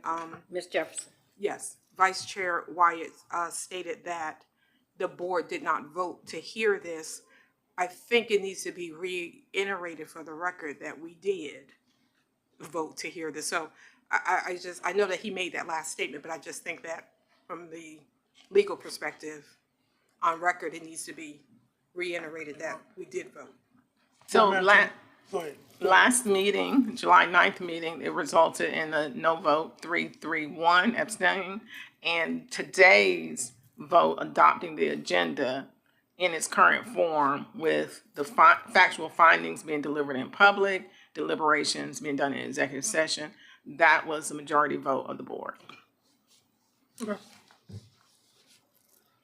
All right, so we're dealing with acts that occur in 2024, between August 14th, 24 and November 14th, 2024. And the findings of the investigation that we conducted showed that Mr. Wyatt signed 3 separate brokerage agreements. He signed 2 tenant buyer exclusive representation agreement and 1 exclusive listing agreement without prior discussion, vote, or approval by the BIDA board and without the required attestation of the secretary or assistant secretary. And those agreements created substantial commission obligations payable from public funds that were never lawfully authorized under BIDA's charter or bylaws. In one instance, in one of the ones, the first instance, Mr. Wyatt signed an agreement on the same day as a joint BIDA City Council meeting, right outside the meeting room. And then he entered to preside over the meeting without disclosing his actions to the board. The investigation further established that these unauthorized agreements led directly to the submission and payment of 3 Keller Williams invoices, November 2024, that should be 2024, December 2024, and February 2025. Excuse my errors. All of those payments were made from city allocated BIDA funds. No board action had authorized these payments, which constituted an unlawful disbursement of public resources. And then let me just go to the findings that talk about the, does this move the same way as the PowerPoint, or do I go down? I'm trying to go to the next page. Oh, so I don't need this. Okay, okay. So part one was a brief summary. Part two that talks about the legal duties and obligations of the BIDA chair. And I thought that was important because in order to determine whether or not someone has violated any rules, you have to define what those rules and obligations are. So the chair holds the highest fiduciary and procedural responsibility within BIDA. They have both the symbolic leadership and practical control over how BIDA board decisions are implemented. And of course, from our charter, the BIDA's charter, we have internal rules and policies and applicable law that govern the duties and activities of the public officer known as the chair of BIDA. So under A, the chair is duty-bound to conduct all duties within the framework of BIDA's policies and bylaws. Section 3 of the charter says the authority shall elect from its membership a chair. This means the chair had to conduct all of his duties within the framework of those bylaws. The chair's primary function is to preside over meetings and direct the orderly conduct of authority's business in accordance with the bylaws. The chair cannot unilaterally execute contracts on behalf of BIDA. Under Section 5B of the Charter, only the body can authorize contracts, and such authorization requires a majority vote in public. The chair as the presiding officer is designated in the bylaws as the signatory for such contracts, but only after those actions have been duly approved by the board majority. C, the chair can only act pursuant to the will of the board majority. As you can see, the bylaws say the affairs of the authority shall be managed by a board of 7 directors. This means that the chair must not act unilaterally. The chair's authority is derivative, meaning it comes from the collective, the majority. Okay, so BIDA's bylaws prohibit the chair from taking unilateral action without board approval. Again, it says, the bylaw says, Article 1, Section 4, on execution of contracts, all contracts, deeds, and other instruments entered into by the authority shall be executed in the name of the authority and signed by the chair or vice chair and attested by the secretary or assistant secretary. So that attestation is a means of ensuring that the act of signing the contract was duly authorized. None of the agreements at issue has that counter attestation by the secretary of this body. Article 2, Section 1 says officers are subject to the authority of the board. This means that all the actions of officers must be governed by the board's oversight and consent. Article 4 of our bylaws, disbursements. No disbursements of authority funds in excess of $2,500 shall be made unless approved by a majority of the board members of the board of directors and voting at a regular or special call meeting. So what did those provisions require? And collectively, that the chair fully inform the board before committing the authority in any contractual or financial agreement and avoid executing agreements or causing disbursements without prior board knowledge and approval. Let's look at the ethics code as I review whether or not there were any ethics code violations. So in doing that, I looked at, because you are all public officers in the city of College Park, I looked at the city ethics ordinance and found that it does not apply to Mr. Wyatt because BIDA members are not considered city officials as defined in the city charter. Let's go down. BIDA is a state charter authority, so it's excluded from the city's ethics code. Then I looked to, you recall, you all adopted a code of conduct May 9th, 2025. That, and it has its own set of sanctions, but that does not apply to Mr. Wyatt's conduct in 2024. BIDA had not adopted the code of conduct at any time during the time of these acts, and so these provisions were not in effect. And significantly, the code of conduct contains no language making its rules retroactive to conduct that occurred before it happened and before its adoption. So as a matter of just fairness, due process, and law, no disciplinary rules in that code of conduct can be utilized for this 2024 conduct. But under state law, there's a code of ethics in government service. That does apply to Mr. Wyatt's conduct. If you may recall that when I drafted the code of conduct that you adopted, we had just an acknowledgement of the code of ethics in government service. And you all signed it just saying, I acknowledge it and I'm accepting it, but your acknowledgement was just a mere formality.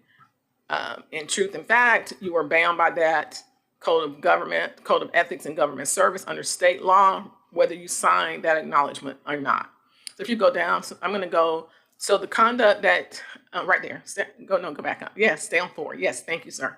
So the conduct that I believe was violated pursuant to that state law is 45-10-31, which imposes an obligation to uphold the Constitution and laws and never be a party to their evasion. So by not abiding by the laws that are applicable to the BIDA chair, that would be a violation in my opinion.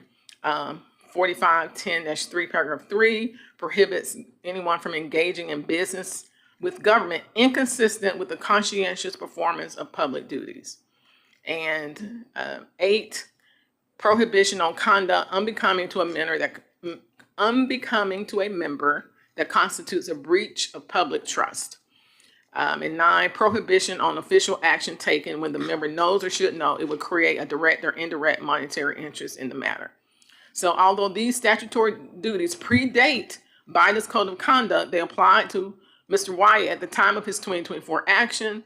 Even without the retroactive clause in BIDA's 2025 Code of Conduct, the Georgia Code of Ethics provides ethical standards from which we can judge the conduct in question. Let's go to part 3. All right, so let's go to the specific findings. And I think there were 4, maybe 5. If you'll just go up to, take it all the way up to the first, to 2. Okay, so here's the finding number 1. Mr. Wyatt committed an unauthorized execution of a tenant-buyer exclusive representation agreement on August 14th, 2024, the same day and minutes before a duly convened BIDA board meeting with the City of College Park. On that date, the City of College Park and BIDA convened for their quarterly joint public meeting. Prior to the start of the meeting, this is what came out in the evidence and the factual investigation, that prior to the start of the meeting and immediately outside the ballroom where the joint meeting was to be conducted, Mr. Wyatt met with Keller Williams brokers at Nicole Menzies and Phyllis Mentor and executed this agreement. This was a physical signature. Mr. Wyatt, then I watched the meeting. I watched the August 14th meeting. Mr. Wyatt went on to chair the joint meeting without ever disclosing the fact that he had just executed this agreement. This act created a potential 10% commission obligation from public funds without lawful authorization. Specifically, he executed the agreement in violation of BIDA Charter 5E, which vests contracting authority in the authority as a body, and BIDA Charter Section 3A, which vests management of BIDA in the board of 7 directors and no individual member. And not obtaining prior board approval, that's a violation of bylaws Article 1, Section 4, which requires execution of contracts only with proper authority and attestation by the secretary or assistant secretary, and bylaws Article 4, requiring board approval for expenditures over $2,500. There was some charter. I found that the conduct was inconsistent with some charter responsibilities. And generally, all of these violations, each of the acts have the same charter violations because they were all similar. So, with one exception, I believe. So I'm going to read them now, but I won't read them for the next findings. So the charter violation, Section 3A, the authority shall be managed by a board of 7. By acting unilaterally, Mr. Wyatt removed this matter from the collective board control. Section B3B of the charter mandates that BIDA adopt rules and requires members, including the chair, to serve subject to adopted bylaws. Mr. Wyatt failed to follow BIDA bylaws and rules adopted pursuant to that authority in Section 5E of the charter, which vests contract authority in BIDA as a body, not in a single officer. And Mr. Wyatt exercised contracting authority without board action. So bylaws require contracts to be executed with proper, we know all this, prohibits expenditure over $2,500, and then provides that the chair serves subject to the authority of the board. And then I told you about the Georgia Code of Ethics violations, that I felt those actions implicated. And lastly, I'll read that Wyatt created an indirect monetary interest in favor of Keller Williams. Finding number 2, Wyatt committed unauthorized execution of a tenant Breyer exclusive representation agreement on September 4th, 2024. This was a redo of the August 14th contract. So in the emails, we have thousands of emails, but in the emails, I found an email from Nicole Menzies to your former assistant secretary saying that the first contract had the incorrect name. I think it had the city in there, and it should have just had BIDA. And Nicole Menzies asked your former assistant secretary to please ask the chair to digitally sign the new agreement. So the September 4th agreement is the agreement that went forward and was used for the December invoice payment and as a basis for the February $471,000 payment. So the same violations, charter. We'll scroll down to finding number 3. Same rules. You can keep going to finding number 3. And you could consider all these just one collective finding. I separated them out in 3. So Wyatt committed an unauthorized execution of an exclusive tenant listing agreement representation for the sale of real property on November 14th, 2024. This exclusive listing agreement is with for the property on Camp Creek Parkway.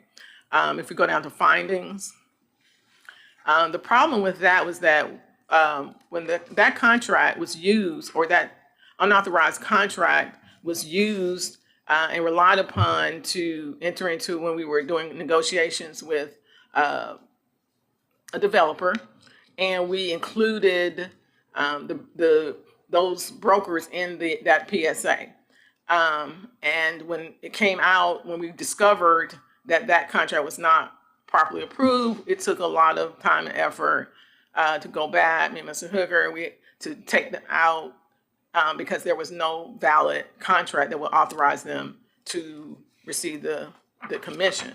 I will say, though, that those, contrary to the first 2 agreements, the exclusive buy agreements, these listing agreements are only 1 year. They only span 1 year, and they terminate and have to be redone. There have been several agreements for this, just like the listing agreement that was signed on November 14th, that had been done in prior years. So this particular agreement was the same as prior, but it just was never as prior agreements, but it just was never executed with board approval. Let's go down. If you scroll down, sir, don't mind. Just keep going to the next yellow. All right. So finding number 4, and these are just my findings, and you're free to accept, reject them as you deem fit. These are the findings, my findings based on what I found, but they are not something that you all have to accept in whole or in part. So I found that Wyatt's unauthorized execution resulted in a combined total of $580,250 of unlawful payments to Keller Williams. So these unauthorized payments led directly to Keller Williams submitting 4 invoices, resulting in 3 invoices being paid from BIDA allocated city funds without board knowledge or approval. The BIDA board was never made aware of these payments. The BIDA board was never aware of the expenditures or the invoices. It never came through BIDA. BIDA never saw any of this. It was handled strictly at the city level. So ultimately, I found that the city economic development staff, the city purchasing staff, city finance staff, and the city manager were involved in handling and processing of these unlawful payments. The agreements, again, the act of signing them violated the same charter and bylaws provisions as stated for the earlier ones. And if you'll go down, sir. Keep going. So, go back up to the, yes, sir, page 12. So that's just the, part 4 is the comprehensive summary of the findings. I believe it's clear and undisputed. Mr. Wyatt signed those agreements. He was entrusted with the highest fiduciary responsibility. He did not follow the bedrock requirements that the affairs of the authority shall be managed by a board. And from the BIDA bylaws, the contract execution without board approval was not authorized. From the Code of Ethics under the state of Georgia, Mr. Wyatt engaged in conduct expressly prohibited and by that statute, by engaging in government business inconsistent with conscientious public service, committing conduct unbecoming and breaching the public trust, and creating indirect money interest for a private party. So that's my findings. And if you go down to the last sentence, sir, if you just scroll down, and I just said the gravity of the violations authorizes this board to consider whether the imposition of sanctions is appropriate. Again, you don't have to accept my findings. I would like to also, though, note for the record that there are several mitigating factors that I need to make this board aware of that directly relate, and you can weigh whether or not these mitigating factors, in my opinion, have any value. I think they are relevant and they should be taken into consideration. Whether they ultimately are or not belongs to this body. So number one, in most of 2024, there was no economic development director at the city, and hence no executive director for BIDA. We had an interim city manager, and with then Chair Wyatt, along with the interim city manager, had to take on the extra task of trying to keep BIDA moving and operational in between the board meetings. So he sort of shifted, in my mind, I think Chair Wyatt shifted to trying to do things in an executive director capacity. And there were emails where he told Phyllis and Nicole to send things to him and don't do anything with BIDA without sending it to him and the city manager, because there was information that developers were contacting these brokers, and maybe political officials were contacting them. And so Mr. Wyatt wanted to streamline that and keep things intact.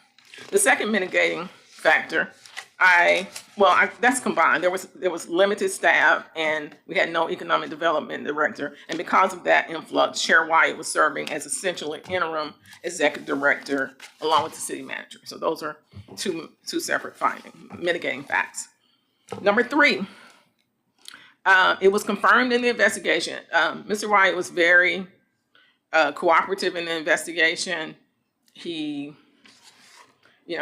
information was confirmed by others, and one of the significant confirmations was that the chair was misled when the then chair was presented with these agreements. The first one, they were standing outside one of the ballroom doors here on August 14th. He repeatedly said, "Is this the same? I will sign it. Nothing has changed." He said it repeatedly, and he was told nothing has changed. And of course, that was materially not true. So he was misled. The extent to which he was misled, I think he was trusted that folks who he had known for a while, had relationships with BIDA, would tell him the truth, and he thought he was just signing something that was a continuation of prior years, but it was not. Number four, the then BIDA attorney received the September 4th executed agreement on September 14th, 2024 from Nicole Menzies. Nicole Menzies sent that to the BIDA attorney at the time, back in that date. And that attorney failed to take action, failed to notify the chair and the board about it, and failed to prevent, and could have prevented, in my opinion, what ultimately happened with that large payment, any of those three payments. The former BIDA attorney had access to this information and should have and could have reached out to stop it in its tracks, and did not. And also, this individual will not participate in the investigation. Mitigating factor number 5, there was yet another opportunity to catch this, because, you know, government is built where you're supposed to have safeguards in place so that if something gets through the cracks, someone else may find it. And I think the sending it to the BIDA attorney was one of those safeguards that may have or should have found it. And the last mitigating factor, number 5, there was another opportunity to catch this matter when in February, when the $669,000 invoice was first sent on February 3rd, 2025. The executive director, Brian Hooker, immediately took pause with that, took issue with that with Ms. Menzies, had very strong words that he did not believe that these land swaps were sales transactions, and he demanded to see documentation for that. If you all recall, in response to that, Ms. Menzies then wrote a complaint to the former city manager saying she's never been more insulted in her life, and she explained that Mr. Hooker was adamantly opposed to that payment. And notwithstanding that information, the former city manager processed the payment under his sole signature only, and not with the combined signature of both he and the executive director. So those things are important facts that I want to share with you all. I think it just puts things in perspective about what was going on and can be used or considered by you in any way that you deem appropriate. And that concludes my report, Madam Chair. Thank you, Attorney Wiley.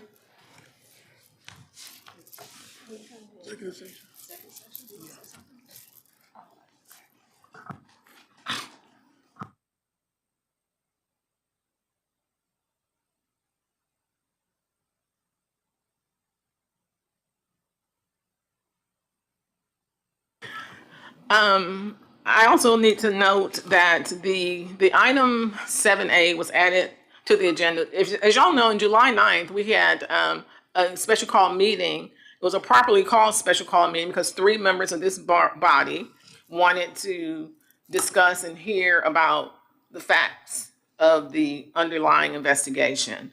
And those 3 members also, following that meeting, requested that this item be on this agenda. And Brian, Brian's scrolling. So it was my understanding that the same 3 members who called for the special call meeting also indicated that they wanted these items on this agenda so we could continue. So in my mind, this was a continuation of what did not get completed on July 9th.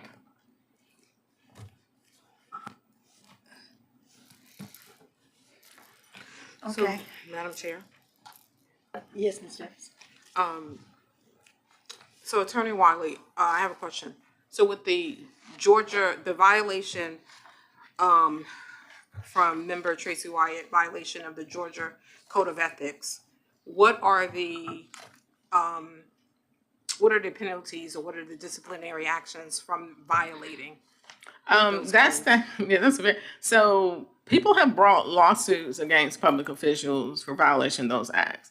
And the courts of this state have said the legislature didn't impose any penalties for this.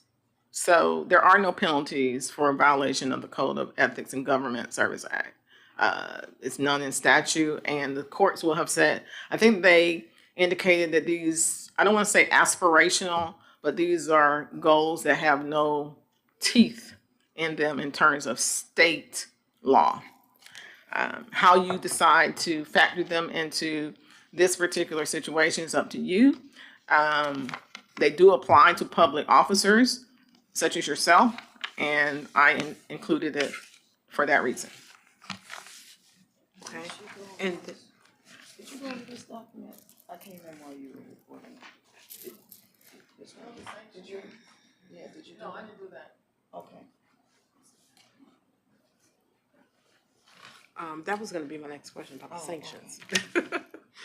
I didn't know if I missed. Okay. Okay, that was gonna be my next question about the sanctions. So, in my personal opinion, you know,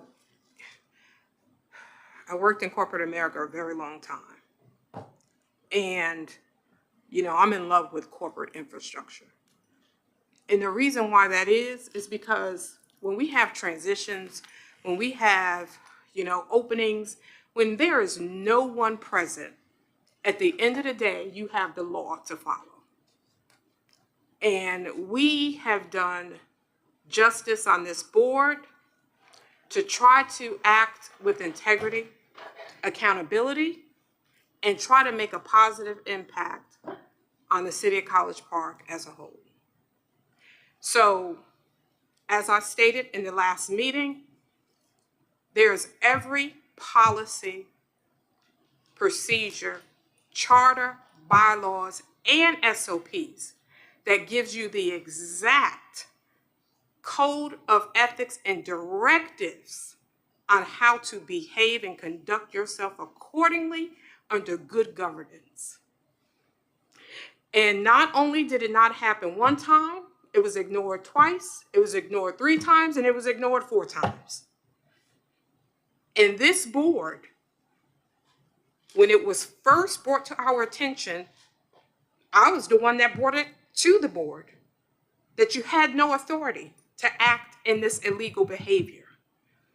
And we had already established, we understood the exposure that the city of College Park had with all the transitions of positions, and we had already established that all contracts were to go to the city manager. That was already communicated in this board earlier in that year. It still wasn't adhered to. It's so egregious to think that we sit here on our own recognizance. Every measure of opportunity that we have in our lives, we have it because someone came before us to make the sacrifice for us to have it.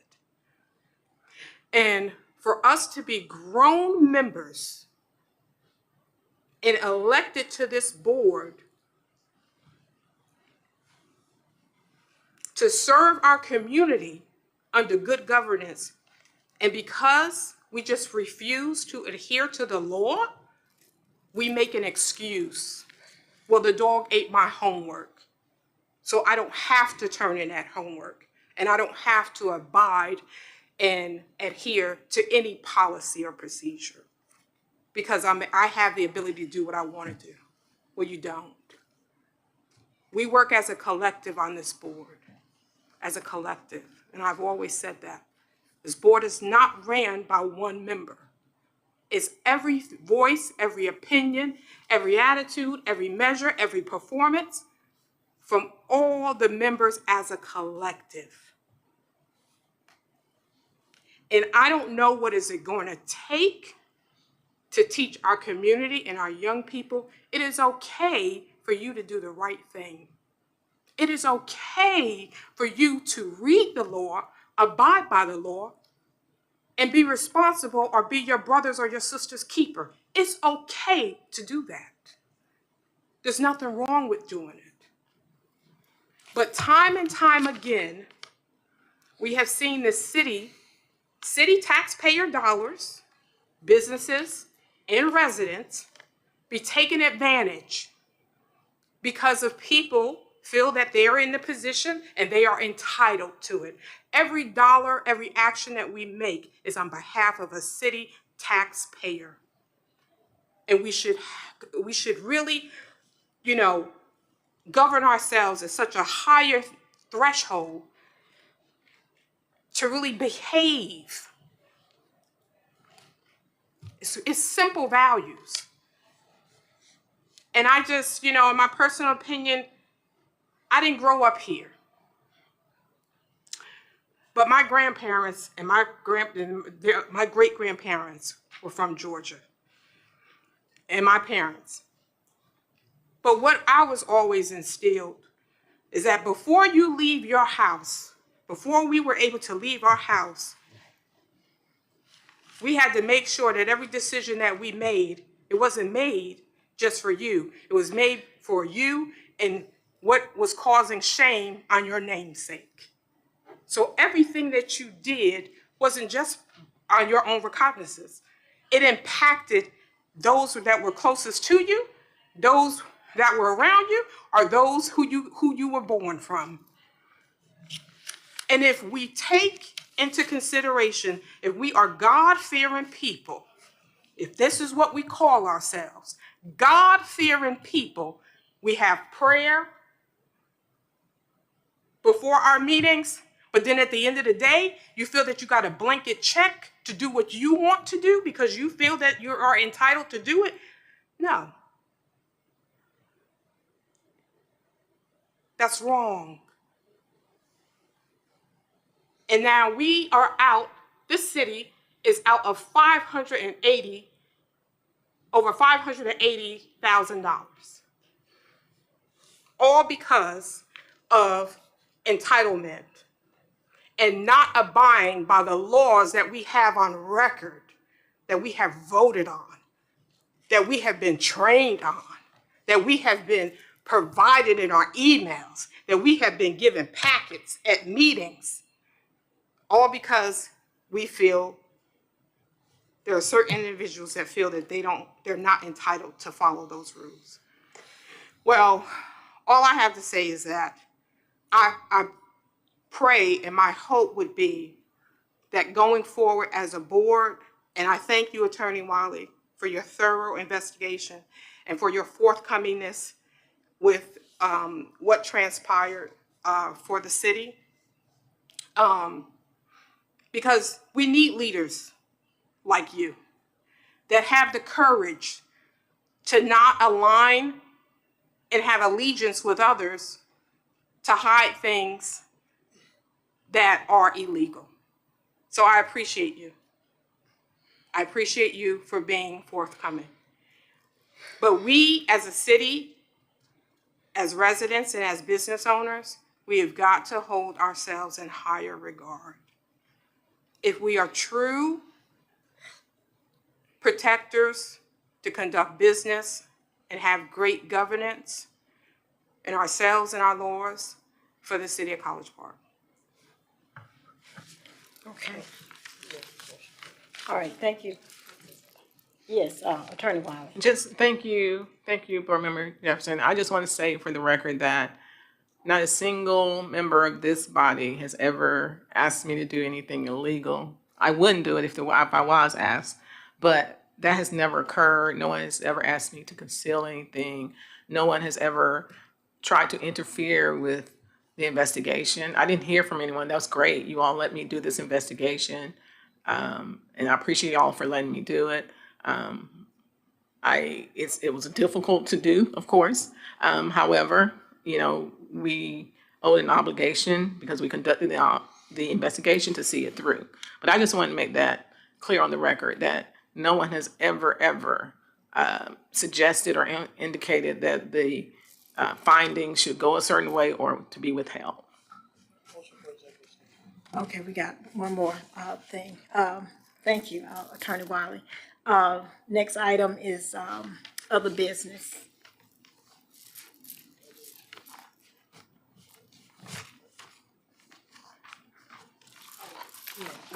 Were we finished? I think, Attorney Wiley, were you sharing these sanctions now? I thought we were, I was just waiting for other discussion. I didn't know if there was gonna be any.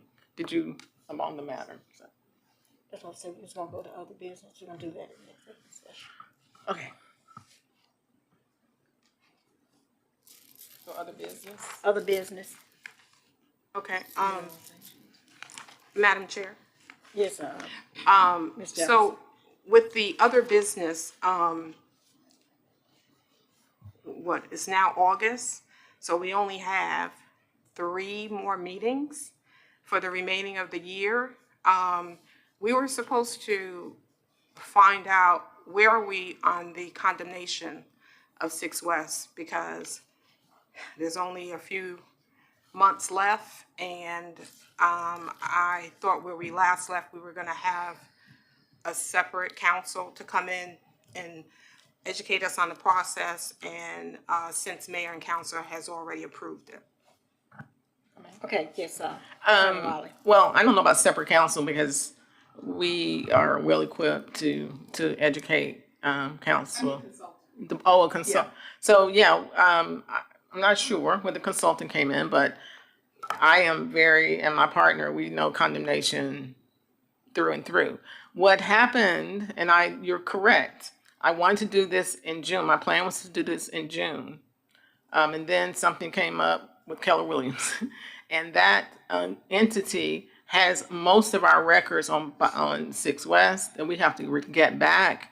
They have all of the files. They have the contact information with the prospective owners. They have the information that shows, the positions of all the folks who were hard to negotiate with. And so that will be my next goal. And I will have in the September meeting, or if y'all want to do something virtual, we can do that. But we can discuss condemnations, what the process is. And y'all have, your constitutional amendment gives you the right to condemn for blight. That's not, y'all have a greater condemnation powers than most authorities do.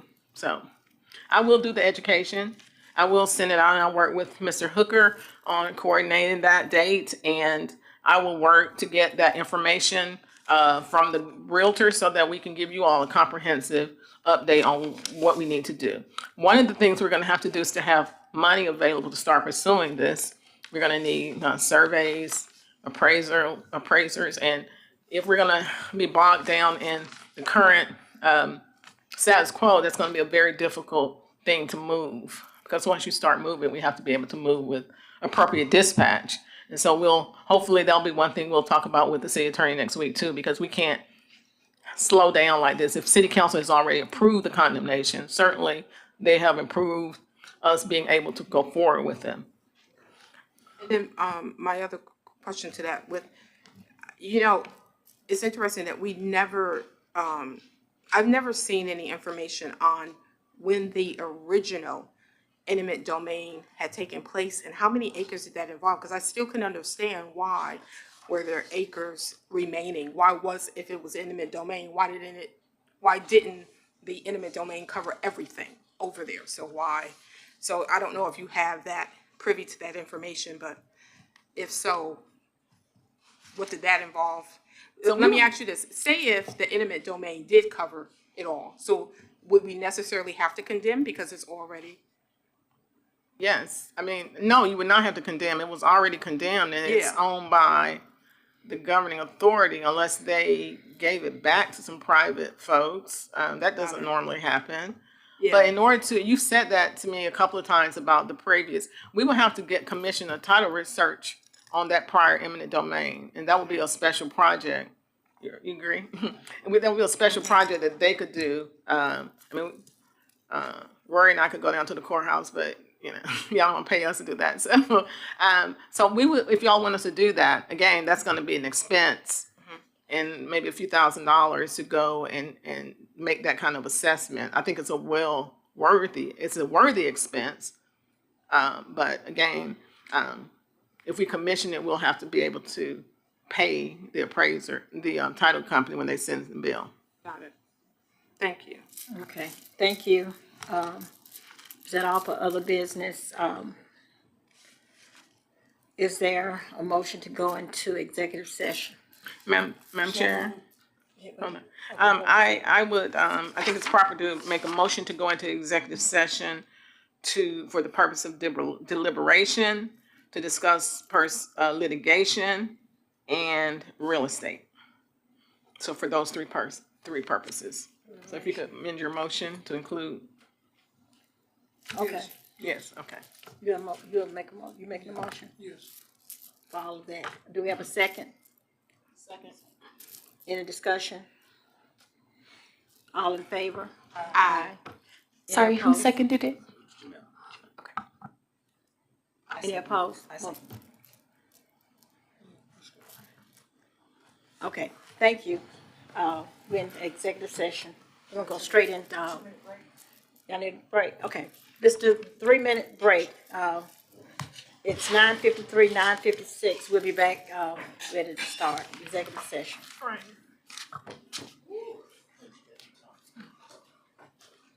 Another thing.